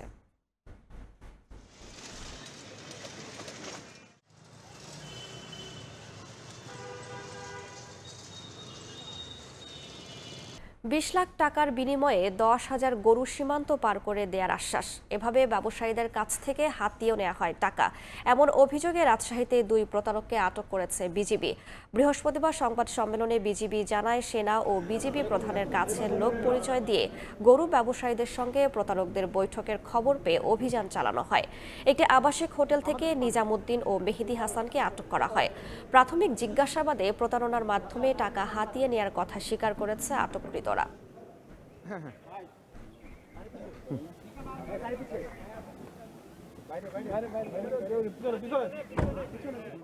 নিজামুদ্দিন উনি নিজেকে মাননীয় সেনা প্রধান ম্যাডামের গৃহ শিক্ষক বলে দাবি করেন এবং অপরজন মেহেদি হাসান তিনি নিজেকে এমইএস কন্ট্রাক্টর হিসেবে দাবি করেন। এই 2 জন প্রতারক তারা নিজেদের স্বার্থ হাসিল করার জন্য পদস্থ বিভিন্ন কর্মকর্তার নাম ভাঙিয়ে আমাদের স্থানীয় সহজ সরল যারা ব্যবসায়ী রয়েছেন তাদের কাছ থেকে মোটা অঙ্কের টাকা হাতিয়ে নেওয়ার একটা অভিনব একটা কৌশল তারা অবলম্বন করছিলেন। ভোরের সময় এই ছিল আমার কাছে। পরবর্তী সংবাদগুলো জানাতে সঙ্গে থাকবেন সহকর্মী জুম্মান সাদিক জ্যাভলিন। ধন্যবাদ রাইসা। দেশি বিদেশি কেবল, আইটি ও ব্রডকাস্টিং কোম্পানির অংশগ্রহণে শুরু হলো আইসিবিসি এক্সপো। কোয়াবের আয়োজনে প্রথমবারের মতো আন্তর্জাতিক মানের এই এক্সপোতে অংশ নিয়েছে শতাধিক দেশি বিদেশি আয়োজকদের প্রত্যাশা, প্রযুক্তি ও মিডিয়া খাতের জন্য এক্সপোটি নতুন দিগন্ত উন্মোচন করবে। জমকালো আয়োজনে শুরু হলো কেবল ও ব্রডকাস্টিং খাতের সবচেয়ে বড় আয়োজন আইসিবিসি এক্সপো 2025। কেবল operators association of Bangladesh COAB আয়োজিত 3 দিনব্যাপী এই প্রদর্শনীতে অংশ নিয়েছে দেশি বিদেশি শতাধিক প্রতিষ্ঠান। মেলায় প্রদর্শন করা হচ্ছে broadcast hardware, OTT platform, cloud প্রযুক্তি ও স্মার্ট টিভি সলিউশনের নানা বিষয়। সারা বাংলাদেশের কেবল অপারেটর এবং আইএসপি অপারেটর যে আসছে, এটাও আমাদের জন্য একটা ফিউচার। আমরা আশা করি যে আমাদের বিজনেসেরও একটা ফিউচার দেখতে পাচ্ছি। সাধারণত আমরা এইসব মেলায় এসে খুঁজি নতুন কোনো আপডেট আসছে কিনা, আসলে আপডেট আসছে ইনশাল্লাহ। নেটওয়ার্কিংয়ে যত সলিউশন আছে, যত প্রোডাক্ট আছে, সব কিছু নিয়েই কাজ করি এই সেক্টরে মেনলি। তো এই প্রোগ্রামে আসতে পেরে আমাদের খুবই ভালো লাগছে। যারা টেকনিক্যাল পারসন তারা এসে সরাসরি প্রোডাক্ট দেখতে পাচ্ছে, প্লাস এখানে টেস্ট করতেছে, কম্পেয়ার করতে পারতেছে। আয়োজকরা বলছেন, দেশের কেবল ও মিডিয়া শিল্পে আন্তর্জাতিক মানের প্রযুক্তি ও সেবা প্রসারে গুরুত্বপূর্ণ ভূমিকা রাখবে এই এক্সপো। এছাড়া প্রযুক্তিগত উদ্ভাবন, নেটওয়ার্ক উন্নয়ন ও কন্টেস্টের মান উন্নয়নে অংশীদারিত্ব জোরদার হবে বলে আশা তাদের। শুধুমাত্র বিজ্ঞাপনের উপর নির্ভর করে দেশীয় চ্যানেলগুলো আর সামনের দিকে এগিয়ে যেতে পারবে না। আর ডিজিটাইজেশন ছাড়া বা আমাদের সেক্টরে বিদ্যমান যে সমস্যাগুলো আছে, সেই সমস্যাগুলোর সমাধান না হলে পরে আমাদের পক্ষে টিকে থাকা সম্ভব নয়। আইএসপি বা কেবল টিভি কাউকে আমরা আলাদা করে দেখছি না, কারণ প্রযুক্তির উন্নয়নের স্বার্থে আমাদের একসাথে পথ চলতে হবে। আমরা একসাথে যে পথ চলতে পারি, এই ইন্ডাস্ট্রিটাকে এগিয়ে নিয়ে যেতে পারি, সেই জন্য একই প্ল্যাটফর্মে একটি ছাতার নিচে আজকে আইএসপি অপারেটর এবং কেবল অপারেটররা কিন্তু সমবেত হয়েছে। প্রযুক্তি ও মিডিয়া খাতের জন্য প্রদর্শনীটি নতুন দিগন্ত উন্মোচন করবে বলে আশা সংশ্লিষ্টদের। বৃহস্পতিবার শুরু হওয়া আইসিবিসি এক্সপো শেষ হবে শনিবার রাত 8টায়। ফরহাদুর রহমান, সময় সংবাদ, ঢাকা। ভোর থেকেই জমে ওঠে ঢাকা জেলার বৃহত্তর আশুলিয়ার বাইপাইল পাইকারি মৎস্য আড়ত। বেলা বাড়ার সঙ্গে সঙ্গে দেশের বিভিন্ন জেলা থেকে এই আড়তে নানা প্রজাতির মাছ নিয়ে আসেন পাইকাররা। দুপুর পর্যন্ত হাঁক ডাকে মুখর থাকে আড়তটি। মাছ বেচা কেনার সবশেষ খবর জানাতে এই মুহূর্তে সেখানে আছেন রিপোর্টার মোজাফফর হোসেন জয়। সরাসরি চলে যাচ্ছি তার কাছে। রয়েছি ঢাকা জেলার সর্বোচ্চ যে বৃহত্তর পাইকারি মৎস্য আড়ত, মূলত এই বাইপালের মৎস্য আড়তে আমরা সেই দেখেছি সকালবেলা থেকে মূলত পাইকার এবং ক্রেতাদের হাটটা কিন্তু সরগরম হয়েছে এই মাছের আড়ত। মাছের আড়তে কিন্তু আজকে যেটি আমরা জানতে পেরেছি যে মাছের দাম অনেকটাই কম। পাইকাররা বলছেন যে মূলত ক্রেতার সংকটে মাছের দাম অনেকটাই কমে গিয়েছে। তো তারপরও জানিয়ে রাখতে চাই আজকে যে দামে মাছ বিক্রি হচ্ছে, মূলত ইলিশ মাছের দাম একটু চড়া রয়েছে। ইলিশ মাছ বিক্রি হচ্ছে মূলত 2600 টাকা কেজি দরে, রুই মাছ বিক্রি হচ্ছে 250 থেকে 200 টাকা কেজি দরে, কাতল মাছ যেটি রয়েছে 200 থেকে 250 টাকা দরে, তেলাপিয়া মাছ যেটি সাধারণত গরিব মানুষের মূলত বেশি ক্রয় করে থাকে, তাই সেই মাছটির দামও কিন্তু অনেকটা কম। বড় তেলাপিয়া বিক্রি হচ্ছে 180 এবং সর্বোচ্চ 200 টাকা কেজি দরে। আমরা যতটুকু জানতে পেরেছি যে কাসকি মাছ যেটি রয়েছে ছোট মাছ সেটি বিক্রি হচ্ছে 200 টাকা কেজি দরে, শিং মাছ বিক্রি হচ্ছে 220 থেকে 230 টাকা দরে। একই সাথে কিন্তু চিংড়ি, গলদা চিংড়ি সেটি বিক্রি হচ্ছে 700 থেকে 800 টাকা কেজি দরে। মাছের মূলত চিংড়ির সাথে বাগদা চিংড়ি রয়েছে, সেই বাগদা চিংড়ি বিক্রি হচ্ছে 550 থেকে 500 টাকা কেজি দরে। কই মাছ বিক্রি হচ্ছে যেটি চাষের কই মাছ, সেটি কই মাছ বিক্রি হচ্ছে 130 থেকে 140 টাকা দরে। পাবদা আপনারা দেখতে পাচ্ছেন যে মূলত যে বাইপাল যে মৎস্য আড়ত রয়েছে সেই আড়তে কিন্তু মানুষের ক্রেতাদের হাক ডাকি ইতিমধ্যে কিন্তু জমজমাট মাছের আড়ত জমে উঠেছে। কিন্তু পাইকাররা বলছেন যে মূলত মাছের দাম অনেকটাই কম। তারা বলছেন যে মূলত ক্রেতা সংকট, কিন্তু আমরা দেখতে পাচ্ছি প্রচুর ক্রেতা রয়েছে মাছের আড়তে। যদি জানিয়ে রাখতে চাই মূলত যে বিগ গ্রেড মাছ রয়েছে যেটি দেখতে পাচ্ছেন সেটি 120 টাকা কেজি দরে বিক্রি হচ্ছে। এই বাজারে মূলত বাইম মাছ বিক্রি হচ্ছে 140 থেকে 200 টাকা কেজি দরে, পাঙ্গাস বিক্রি হচ্ছে 140 থেকে 150 টাকা কেজি দরে। একই সাথে কিন্তু শোল মাছ বিক্রি হচ্ছে 500 থেকে 550 টাকা কেজি দরে, টাকি বিক্রি হচ্ছে 200 টাকা কেজি দরে। যেটা মূলত সিলভার কাপ মাছ রয়েছে, যে সিলভার কাপ মাছ বিক্রি হচ্ছে 130 থেকে 160 টাকা কেজি দরে। পুঁটি মাছ মূলত যেটি দেশি পুঁটি সেটি বিক্রি হচ্ছে 200 টাকা থেকে 250 টাকা দরে। বিভিন্ন দরের মাছ রয়েছে এখানে পাঙ্গাস বিক্রি হচ্ছে, পাঙ্গাসও বিক্রি হচ্ছে আপনার 180 থেকে 200 টাকা কেজি দরে। একই সাথে কিন্তু বিভিন্ন প্রজাতির মাছ আমরা এখানে দেখতে পাচ্ছি, রুই মাছও রয়েছে, সেই সাথে কিন্তু সিলভার কাপ মাছ দেখলাম একটু আগে, সিলভার কাপও বিক্রি হচ্ছে 200 থেকে 180 টাকা কেজি দরে। মূলত এই বাইপাল যে পাইকারি মৎস্য আড়ত রয়েছে সেই মৎস্য আড়তে ইতিমধ্যে কিন্তু আপনারা দেখতে পাচ্ছেন বিভিন্ন প্রকারের মাছ কিন্তু প্রচুর মাছ রয়েছে বাজারে, কিন্তু সেই তুলনায় কিন্তু মাছের দাম অনেকটাই কম বলছেন পাইকাররা। তো এই বাইপাল যে মৎস্য আড়ত রয়েছে ঢাকা জেলার বৃহত্তর মৎস্য আড়ত, সেই মৎস্য আড়ত থেকে আজকে শুক্রবার বন্ধের দিনে আমার কাছে এই ছিল মাছের দরদাম সম্পর্কিত সর্বশেষ তথ্য। আশুলিয়া মাছের আড়ত থেকে যুক্ত হয়ে সবশেষ খবর জানাচ্ছিলেন মোজাফফর হোসেন জয়। ঈদুল আজহার সামনে রেখে কিশোরগঞ্জে গরু লালন পালনে ব্যস্ত খামারিরা। তবে 2 সপ্তাহের ব্যবধানে বাজারে গোখাদ্যের দাম বেড়ে যাওয়ায় চিন্তিত খামারিরা। এ অবস্থায় ভারত থেকে চোরাই পথে দেশের বাজারে পশু ঢুকলে লোকসানের শঙ্কা তাদের। কোরবানির ঈদকে সামনে রেখে গরু পরিচর্যায় ব্যস্ত খামারিরা। কেউ গোসল করাচ্ছেন, কেউ বা দিচ্ছেন খাবার। কিশোরগঞ্জের সব খামারে শেষ সময়ে পশু হৃষ্টপুষ্ট করার কাজ করছেন খামারিরা বলছেন দেশীয় খাবারের মাধ্যমে চলছে গরু মোটা তাজাকরণ। তবে গেল 2 সপ্তাহের ব্যবধানে বাজারে গোখাদ্যের মূল্য বৃদ্ধিতে লালন পালনের খরচ বেড়েছে। এ অবস্থায় ভারত থেকে চোরাই পথে দেশের বাজারে পশু ঢুকলে লোকসানের আশঙ্কা তাদের। সবসময় কাঁচা ঘাস দিয়ে থাকি, সেই কাঁচা ঘাস দ্বারা তৈরি সাইলেজ আমরা ব্যবহার করছি এবং আমরা দানাদার যে খাদ্যটা এটা আমরা নিজেরা প্রস্তুত করি। 2 জন মানুষ আমরা এই গরুরে ঘাস পানি খাওয়াই, সকালে গাইটাই দোয়াই, পুরা পানি দেই। কোরবানির পশুর গুণগত মান নিয়ন্ত্রণ ও ক্ষতির ওষুধ প্রয়োগ রোধ করতে কাজ করছে প্রাণী সম্পদ অধিদপ্তরের 40টি মেডিকেল টিম। 40টি মেডিকেল টিম গঠন করেছি। আমরা আশা করতেছি আমাদের এই মেডিকেল টিমগুলো কার্যকর থাকবে এবং তারা মানুষকে সুস্থ পশু কেনা এবং যাতে কোনো অসুস্থ পশু না পাওয়া যায় সে ব্যাপারে আমরা সার্বক্ষণিক সহযোগিতা করব। জেলা প্রাণী সম্পদ অধিদপ্তরের তথ্য মতে জেলায় 1,80,911টি কোরবানির পশুর চাহিদার বিপরীতে খামারগুলোতে প্রস্তুত আছে 2,13,379টি।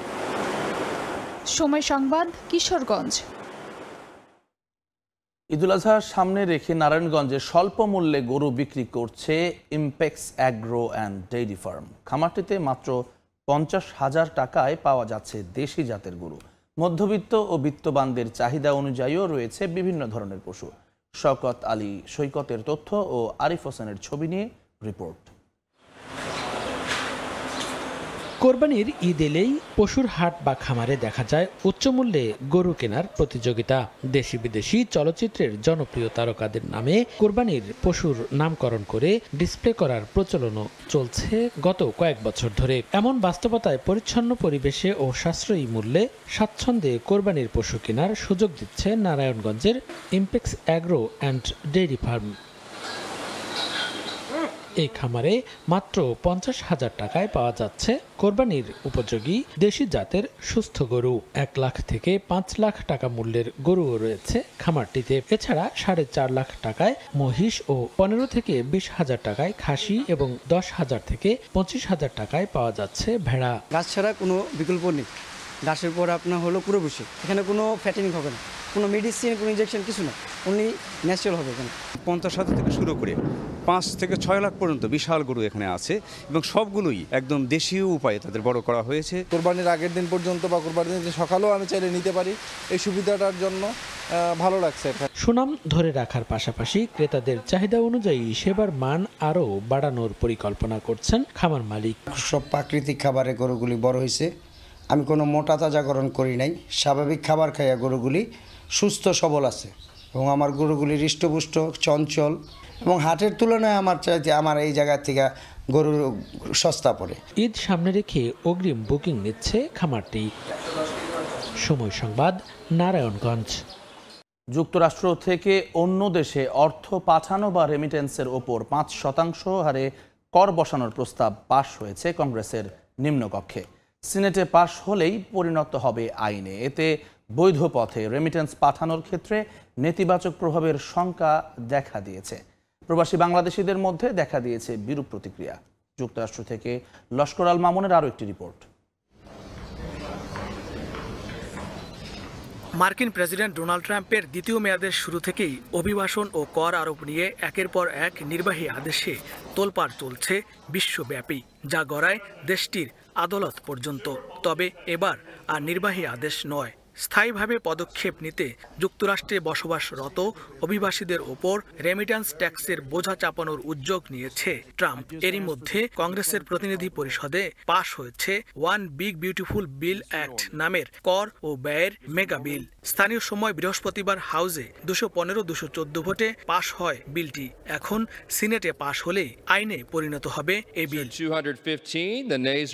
প্রথমবার প্রেসিডেন্ট নির্বাচিত হয়ে কর্পোরেট ও ব্যক্তির উপর কর কমানোর একটি বিল পাশ করেছিলেন ট্রাম্প। এবার তা আরো বড় পরিসরে কার্যকর করার প্রস্তাব রয়েছে 1116 পাতার নতুন বিগ বিউটিফুল বিলে। এছাড়াও সরকারি ব্যয়ে অনেক বেশি কাটছাট ও জাতীয় কর্মসূচিতে কর হ্রাস করার এই বিলে নিম্ন আয়ের নাগরিকদের চিকিৎসা সহায়তা, মেডিকেইড এবং বিনামূল্যে খাদ্য সহায়তা, ফুড স্ট্যাম্পে খরচ কমানোর প্রস্তাব করা হয়েছে।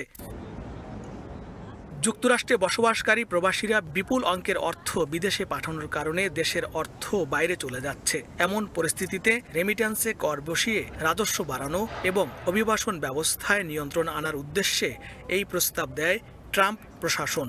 অভ্যন্তরীণ রাজস্ব বাড়াতে যুক্তরাষ্ট্র থেকে অন্য দেশে অর্থ পাঠানোর ক্ষেত্রে 5% হারে কর আরোপের প্রস্তাব করা হয়েছে এ বিলে। যুক্তরাষ্ট্রের নাগরিক ছাড়াও এ বিলের আওতায় পড়বেন কাজ বা ব্যবসার কারণে দেশটিতে অবস্থানরত H-1B ভিসা, F-1 ভিসাধারী, এমনকি গ্রিন কার্ডধারীরাও। বিলটি আইনে পরিণত হলে বিপাকে পড়বে যুক্তরাষ্ট্রে বসবাস করা বাংলাদেশি সহ বিভিন্ন দেশের নাগরিকরা। রেমিটেন্স পাঠাতে গুনতে হবে করের বাড়তি ডলার। প্রতি 1050 টাকা এক্সট্রা তাদেরকে গুনতে হবে। তখন মানুষ দেখা যাবে যে বৈধভাবে টাকা পাঠানোর ব্যাপারে নিরুৎসাহিত হবে এবং অন্য পথ খুঁজবে যে কোন পথে টাকাটাকে পাঠানো যায়। তাতে করে ইউএসএ গভর্নমেন্টও ক্ষতিগ্রস্ত হবে, বাংলাদেশের ইকোনমির উপর মারাত্মক এফেক্ট হবে। 5% ট্যাক্সটাকে যদি এখনও সিনেটে পাস হয় নাই, যদি এটা আমরা সবাই মিলে লোকাল সিনেটরকে বুঝাইতে পারি এবং আমাদের গভর্নমেন্ট এটা বুঝে, তাহলে এটা আমরা উভয় দেশে উপকৃত হব। এদিকে এই বিলকে যুক্তরাষ্ট্রের ইতিহাসে এক নতুন পরিবর্তন আখ্যা দিয়েছেন house speaker Mike Johnson. Laskar Al Mamun, Somoy Sangbad, যুক্তরাষ্ট্র।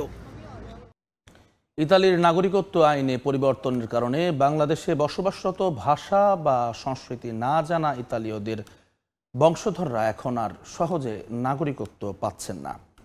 পার্লামেন্টের নিম্নকক্ষে এ নিয়ে একটি বিল পাশ হয়েছে, তবে এর সমালোচনায় মুখর হয়েছেন দেশটির অনেক আইন প্রণেতা।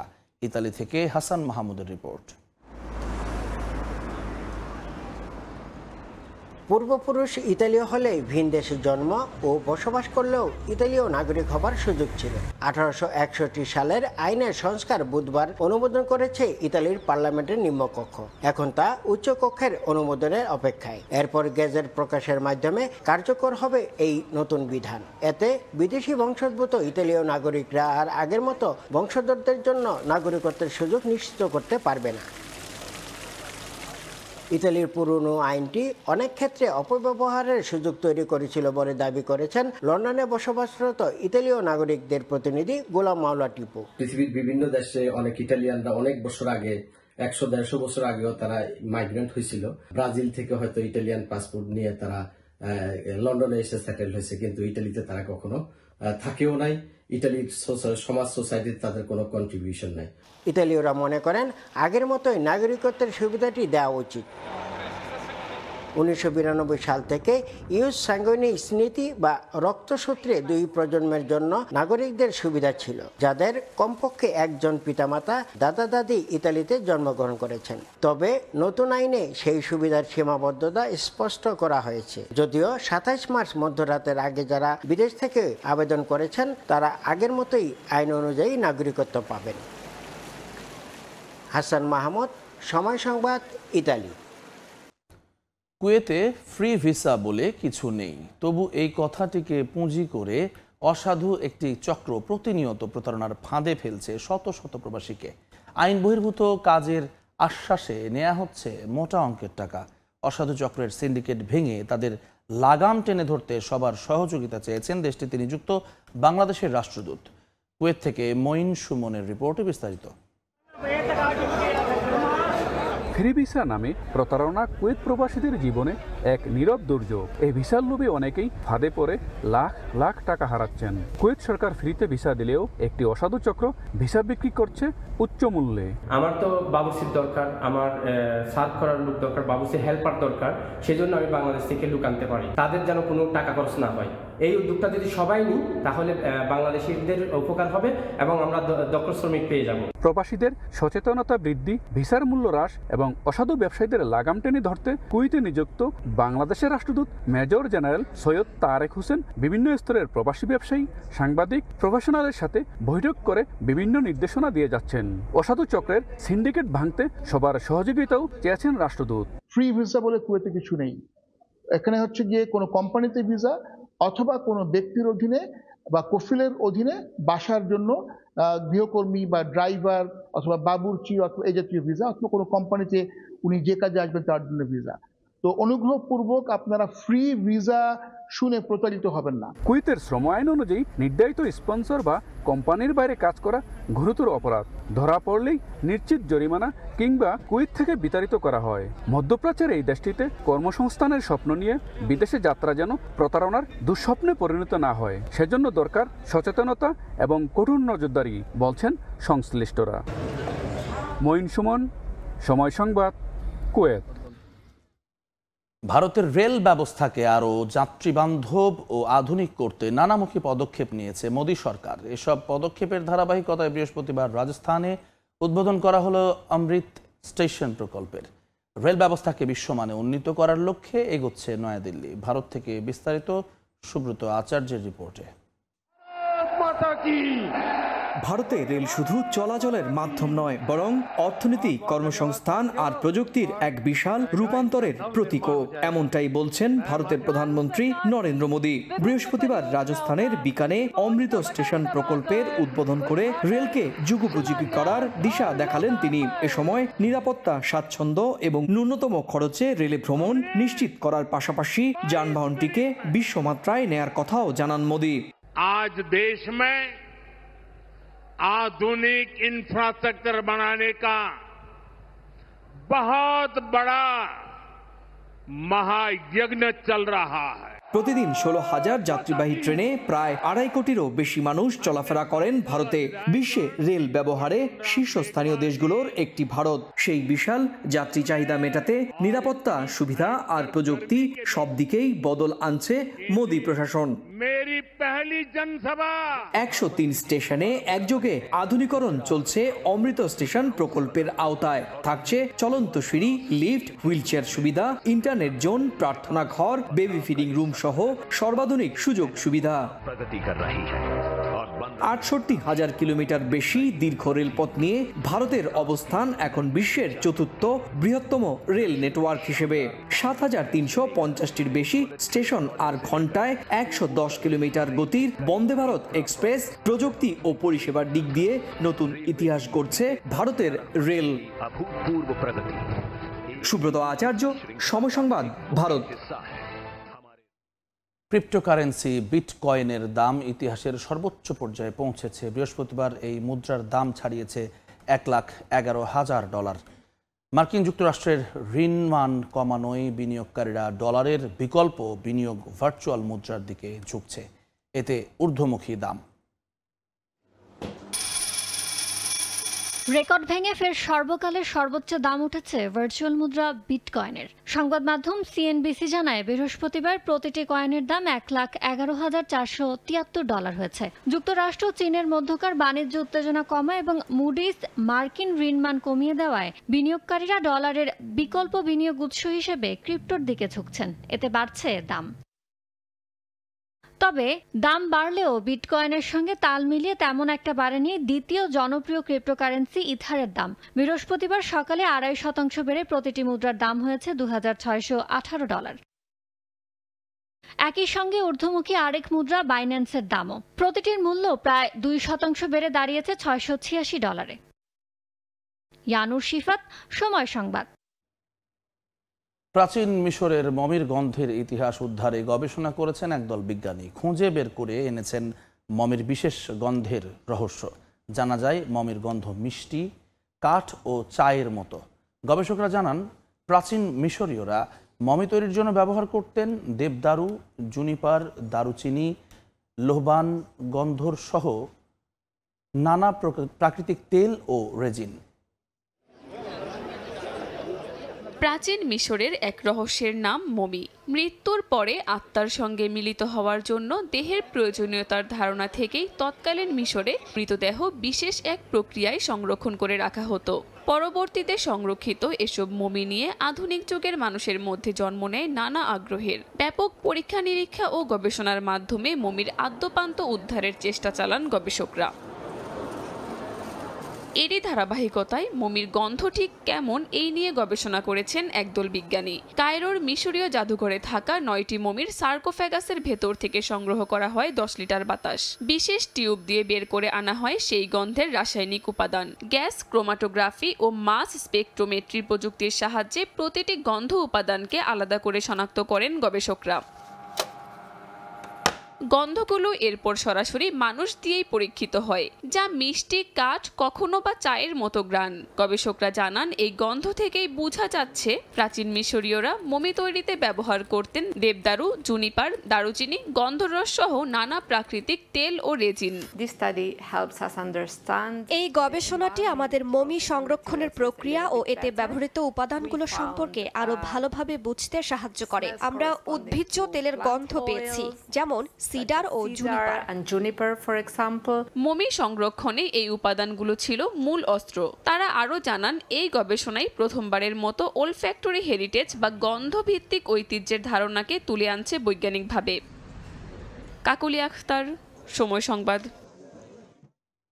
যুক্তরাষ্ট্রের নিউ ইয়র্ক শহরে আয়োজন করা হয়েছে পেট গালা নামের এক ভিন্নধর্মী ফ্যাশন শোয়ের, যেখানে পোষা প্রাণীদের ভিন্ন ধরনের বেশে আসতে দেখা যায়। এই বিশেষ আয়োজনটি উপভোগ করেছে দর্শনার্থী ও পর্যটকরা।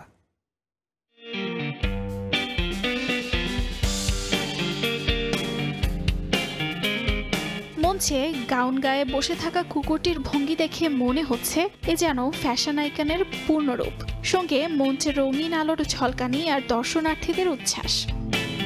স্থানীয় সময় সোমবার এমন চমকপ্রদ দৃশ্যের দেখা মিলল যুক্তরাষ্ট্রের নিউ ইয়র্ক শহরে, যেখানে আয়োজন করা হয় পেট গালা নামের এক বিশেষ ফ্যাশন শো এর, যা মূলত পোষা প্রাণীদের ফ্যাশন শো। এতে কেউ পোষা প্রাণীকে পরিয়েছেন রঙিন পোশাক, কেউ বা চোখে দিয়েছেন কালো চশমা। পেট গালাতে রিহানা, বিলি আইলিশ থেকে শুরু করে জেন্দায়া সহ নামি দামি হলিউড তারকাদের পোশাক অনুকরণে সাজানো হয়েছে অনেক কুকুরকে, যা ক্যামেরাবন্দি করতে দেখা যায় অনুষ্ঠানে আসা উৎসুক দর্শনার্থীদের। নানা ধরনের পোশাকের পাশাপাশি পেট গালাতে আসা কুকুরদের নানা ধরনের খেলা প্রদর্শন করতেও দেখা যায়। গণমাধ্যম এবিসি নিউজের তথ্যানুযায়ী পেট গালা অনুষ্ঠান থেকে সংগ্রহ করা অর্থ গেছে নিউ ইয়র্কের মিউজিয়াম অফ দ্য ডগে। অর্জিতা সুহেজিন, সময় সংবাদ। ডেনমার্কের কোপেনহেগেনে পুলিশ নিজেদের কুকুর বাহিনীকে প্রশিক্ষণের জন্য ব্যবহার করল অভিনব এক জায়গা। জলজ প্রাণীদের মাঝে ন্যাশনাল অ্যাকুরিয়ামে প্রশিক্ষণ দেয়া হয় জার্মান শেফার্ড, বিস্ফোরক ও মাদক শনাক্তকারী কুকুরদের। লক্ষ্য শহুরে পরিবেশে অপ্রত্যাশিত শব্দ ও গন্ধে বিচলিত না করে তাদেরকে কাজ করতে শেখানো। সমুদ্রের তলদেশের মতো দেখতে মনে হলেও এটি আসলে ডেনমার্কের ন্যাশনাল অ্যাকোয়ারিয়াম, যেখানে পুলিশ কুকুরকে দেয়া হয় প্রশিক্ষণ। কোপেনহেগেন পুলিশ বাহিনী তাদের বিভিন্ন ধরনের কুকুরকে জায়গাটিতে নিয়ে এসে এই মনোরম পরিবেশে প্রশিক্ষণ দিয়ে থাকে। মাত্র ৮-৯ সপ্তাহ বয়স থেকেই শুরু হয় এদের প্রশিক্ষণ। নগর জীবনে যাতে বোমা শনাক্ত করা, মাদক খোঁজা বা টহল দিতে গিয়ে কুকুরগুলো বিভ্রান্ত না হয়, সেজন্যই এমন পরিবেশে তাদেরকে প্রশিক্ষণ দেওয়ার ব্যবস্থা করা হয়েছে বলে জানায় কোপেনহেগেন পুলিশ। পেট্রোল কুকুররা প্রশিক্ষণ পায় দর্শনার্থীদের উপস্থিতিতেই, আর বিস্ফোরক ও মাদক শনাক্তকারী কুকুরদের নিয়ে কাজ হয় নিরিবিলি সময়ে। আমরা প্রতিদিনই কুকুরদেরকে প্রশিক্ষণ দেই। এখানে আমরা পেট্রোল কুকুর অর্থাৎ জার্মান শেপার্ড প্রজাতির কুকুরদেরকে নিয়ে আসি। পাশাপাশি একটি নির্দিষ্ট সময়ে এখানে বিস্ফোরক শনাক্তকারী এবং মাদক শনাক্তকারী কুকুরদেরও নিয়ে এসে প্রশিক্ষণ দেই। তাদেরকে প্রশিক্ষণের সময় সব সময় মানুষজন আশেপাশে থাকে না, কারণ এর নিয়মই হলো এলাকায় কেউ থাকবে না।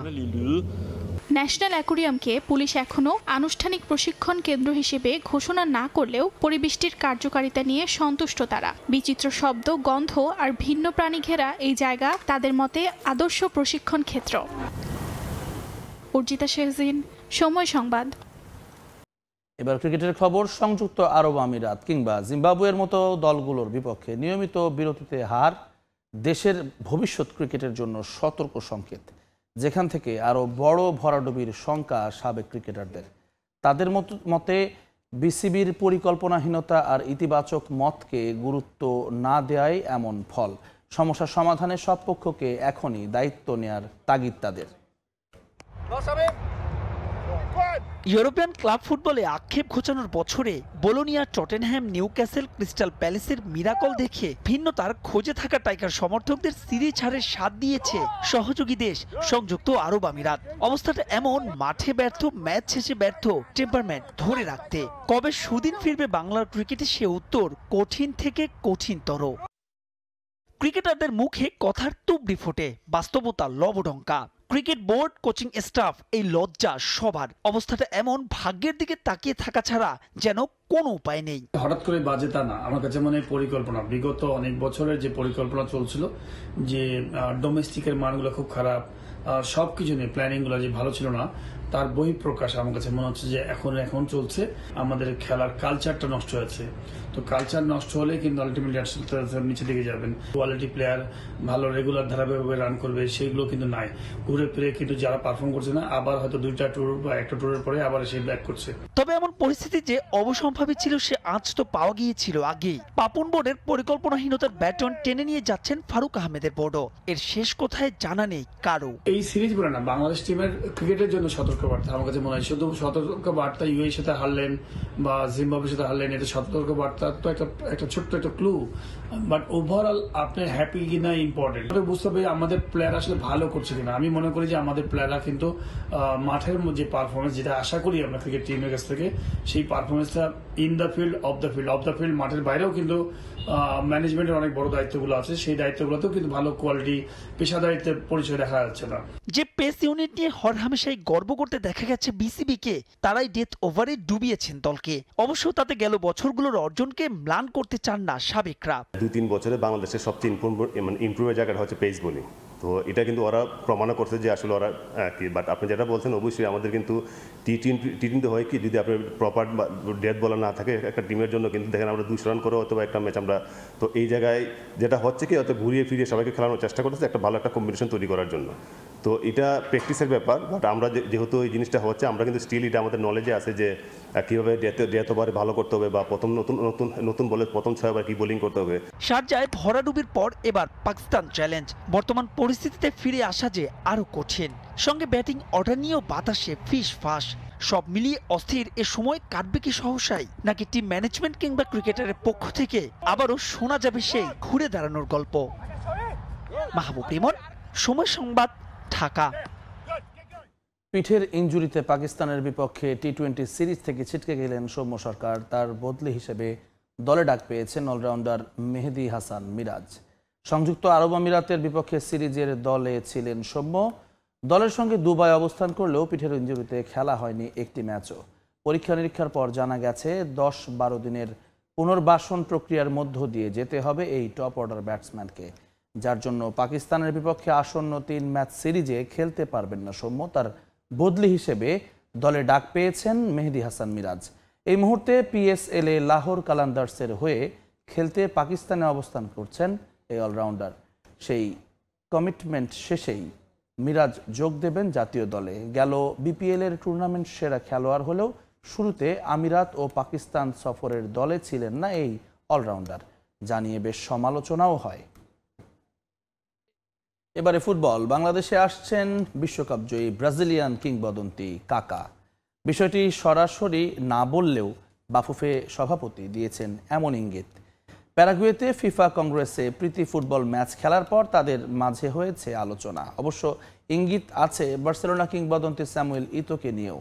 তবে কোনো ধোঁয়াশা নেই মিকেল আরিয়ালোকে নিয়ে। ভারত কিংবা হংকংয়ের বিপক্ষে এশিয়ান কাপ বাছাই ম্যাচে বাংলাদেশে আসবেন মেক্সিকো ফুটবলের এই সভাপতি। দেশাম ছিল, কাকা ছিল, ইটো ছিল, ট্রেজাকে ছিল অন্য গ্রুপে, আমার গ্রুপে পড়ে না, নাম বলবো না এখন। 2-1 কিন্তু মানে এগ্রি করছে যে বাংলাদেশে তারা আসবে জাস্ট অ্যাজ এ গুডউইল ভিজিটের জন্য। তাহলে কে আসছেন বাংলাদেশে? দিদিয়ের দেশম, কাকা নাকি স্যামুয়েল ইতো? বাফুফের সভাপতি ইঙ্গিত করলেন কাকে? একজন অভিযোগও করছে যে বাংলাদেশের দর্শকরা তো খালি আর্জেন্টিনা সাপোর্ট করে, ওরা তো অন্যদের সাপোর্ট করে না। ছবি বিশ্লেষণে দেখা যায় স্যামুয়েল ইতোর সঙ্গে বেশ হাস্যোজ্জ্বল বাফুফে সভাপতি। অনেকটা একই বলে তাবিদ কাকার এই ছবিটাও। আবার আর্জেন্টিনা ফ্যান বেস নিয়ে যে ইঙ্গিত দিয়েছেন বাফুফে বস, সেটা যায় কাকার সঙ্গেই, কারণ এটা যে ব্রাজিলিয়ানদের ঈর্ষার কারণ। এবার মিলিয়ে নেওয়া যায় 2-4। বাংলাদেশে আসছেন ব্রাজিলিয়ান কিংবদন্তি রিকার্ডো কাকাই। বিশ্বকাপ উন্মাদনায় বাংলাদেশের রূপ বদলে যায়। লাল সবুজরা বিশ্বকাপে খেলতে না পারলেও ফ্যান বেস দিয়ে বাংলাদেশ ঠিকই জায়গা করে নিয়েছে গ্রেটেস্ট শো অন আর্থে। সেটা যখন আন্তর্জাতিক মহলে আলোচিত হয় তখন বিষয়টা অবশ্যই গর্বের। Hats off to the fans of Bangladesh, যারা নিজেদেরকে ওই অবস্থানেও নিয়ে যেতে পারছে যে অন্য ফ্যানরা অভিযোগ করে যে আমাদের দেশে সাপোর্ট করো না কেন। আমাদের দেশের ফ্যান বেসের ব্যাপারে তাদের ইনফরমেশন আছে, আমাদের দেশে খেলার ব্যাপারে তাদের ইনফরমেশন আছে। I mean they know everything, মানে দে নো এভরিথিং। সো আমার বলার, ইনফ্যাক্ট আমি তাদের দেশের ব্যাপারে কম জানতাম, তারা আমাদের দেশের ব্যাপারে যত জানে, যদিও আমাদের ফুটবলটা is not as developed as ওদের দেশের ফুটবল। এদিকে কাকা কিংবা ইতো নিয়ে কনফিউশন থাকলেও কোনো দ্বিধা নেই মেক্সিকো ফুটবল সভাপতি মিকেল আরিওলাকে নিয়ে। এ বছরই বাংলাদেশে আসবেন তিনি, সেটা ভারত কিংবা হংকংয়ের বিপক্ষে হামজাদের এশিয়ান কাপ বাছাই ম্যাচ উপলক্ষ করে।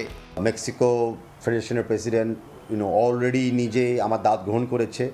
আমি আশা করি ডিসেম্বরের আগে এসে বাংলাদেশ ভিজিট করবে। মোস্ট প্রবলি আমরা হংকং বা ইন্ডিয়া ম্যাচের সময় তাকে ইনভিটেশনটা পাঠাবো টু পার্টিসিপেট। ডেভেলপমেন্টে আরও পার্টনারশিপ বাড়াতে পারে কিনা, whether be female football, youth football, even league to league যদি আমরা একটা ট্রান্সফার সিস্টেম করতে চাই। বিশ্বকাপ খেলুড়ে একটা দেশের সভাপতির বাংলাদেশ নিয়ে এমন উদারতা ইতিবাচক। সঠিক পরিকল্পনা করা সম্ভব হলে নিশ্চয়ই তার মাধ্যমে উপকৃত হবে দেশের ফুটবল। সে দেখতে চায় যে বাংলাদেশ আর মেক্সিকো ফুটবলে একটা খুব ভালো ডেভেলপমেন্টে। SM ইকবাল, সময় সংবাদ, ঢাকা। সব ধরনের ফুটবল থেকে অবসরের ঘোষণা দিলেন জাতীয় দলের সাবেক অধিনায়ক ও গোলরক্ষক আশরাফুল ইসলাম রানা। তবে খেলোয়াড়ি জীবন শেষ করলেও কোচ হিসেবে সম্পৃক্ত থাকতে চান ফুটবলের সঙ্গে। নিজের ক্যারিয়ার নিয়ে কোনো আক্ষেপ নেই, কিন্তু ভুটানের বিপক্ষে হেরে আন্তর্জাতিক ফুটবল থেকে বাংলাদেশের লম্বা সময়ের নির্বাসন এখনও পোড়ায় রানাকে। ফুটবলটা সামনে ছিল, কিন্তু ইচ্ছে করেই তা পাশ কাটিয়ে গেলেন আশরাফুল ইসলাম রানা। মাত্র কয়েক সেকেন্ডের এই ছবি যেন তার 11 বছরের ক্যারিয়ারের গল্প বলে গেল। বল ঠিকই থাকবে ফুটবল মাঠে, কিন্তু তিনি বিদায় বলে দিলেন প্রিয় খেলা আর জীবিকার প্রধান অনুষঙ্গকে। 2014 সালে মোহামেডানের বিপক্ষে ম্যাচ দিয়ে ক্লাব ক্যারিয়ার শুরু। প্রায় এক যুগ পর যেখানে থামতে চলেছেন রানা, সেটাও সাদা কালোদের বিপক্ষে। চট্টগ্রাম আবাহনী শেখ রাসেল ঘুরে তিনি শেষ করছেন ব্রাদার্স ইউনিয়নের হয়ে। 2025 সাল পর্যন্ত আসলে ক্লাব ফুটবলে কন্টিনিউ করব, তারপরে আমি চিন্তা করব আসলে ফুটবল কন্টিনিউ করব কি করব না। তো আমার কাছে মনে হইতেছে যে এখনই আসলে আমার রাইট টাইম ফুটবলটা ছেড়ে দেওয়া। তো সেই কারণেই আসলে আমার এই অবসরের সিদ্ধান্ত। খেলা বিদায় জানালেও জাতীয় দলের সাবেক অধিনায়ক সম্পৃক্ত থাকতে চান ফুটবলের সঙ্গেই। এরই মধ্যে শেষ করেছেন কোচিং কোর্সের বিভিন্ন ধাপ। গোলকিপিং এ সি লাইসেন্স শেষ করে সামনের মৌসুমেই ফিরতে চান অন্য ভূমিকায়। সেই পথ ধরেই স্বপ্ন দেখেন জাতীয় দলে কাজ করার। গোলকিপিং সি কোচিং কোর্স আছে, তো আমি সেটাতে অ্যাটেন্ড করব। তো আশা রাখি যদি কোচিং শেষ করতে পারি এবং নেক্সট সিজনে হয়তো বা এমনও হতে পারে যে গোলকিপার কোচ হিসেবে কোনো ক্লাব বা কোথাও যদি কোনো অপরচুনিটি থাকে হয়তো বা নতুনভাবে আসতে পারি। আমি যদি মনে করি যে আমি ওই জায়গার জন্য ওয়েল এনাফ, তাহলে অবশ্যই আমি ন্যাশনাল টিমে গোলকিপার কোচ হিসেবে কাজ করতে চাই। 2015 সালে জাতীয় দলের ডাক পান আশরাফুল ইসলাম রানা। পরের বছরই অধিনায়কত্বের আর্মব্যান্ড উঠে তার হাতে, কিন্তু সেখানে আছে চরম হতাশার গল্প। তিনি নেতৃত্বে থাকার সময় ভুটানের বিপক্ষে হেরে আন্তর্জাতিক ফুটবল থেকে নির্বাসনে চলে যায় বাংলাদেশ। র্যাঙ্কিংয়ে অনেক ডাউন করছি, তো আমার কাছে ওই জায়গাটা আক্ষেপের একটা জায়গা আছে। সব থেকে হতাশার যে জায়গাটা সেটা হচ্ছে ভুটানের সাথে হেরে আমরা আসলে ফুটবল থেকে 14 মাস নির্বাসনে ছিলাম। ফুটবলে আবারও বইতে শুরু করেছে বসন্তের হাওয়া। রানা স্বপ্ন দেখেন হামজার হাত ধরে দেশের ফুটবল মাথা উঁচু করে দাঁড়াবে বিশ্বের দরবারে। SM ইকবাল, সময় সংবাদ, ঢাকা। এ পর্যায়ে শীর্ষ সংবাদগুলো জানিয়ে দিচ্ছে আরেকবার। প্রধান উপদেষ্টার সঙ্গে নাহিদ ইসলামের সাক্ষাৎ। জুলাই ত্যাগের দায়বদ্ধতা থেকে সিদ্ধান্ত নেয়ার আহ্বান। সরকারকে সর্বদলীয় বৈঠক ডাকার আহ্বান জামায়াত আমিরের। ডিসেম্বরে নির্বাচন ধরে দ্রুত রোডম্যাপ ঘোষণার দাবি বিএনপির। না হলে সরকারের প্রতি সহযোগিতা অব্যাহত রাখা কঠিন হবে বলছেন নেতারা। নিরাপত্তা উপদেষ্টার পদত্যাগ দাবি। দখল দূষণে মৃতপ্রায় ঢাকার 4 নদ নদী। এখনই পদক্ষেপ না নিলে 20 বছরে ক্ষতি হবে প্রায় $51 বিলিয়ন। 16 বছরেও দখলদার উচ্ছেদে হাইকোর্টের আদেশের বাস্তবায়ন নেই।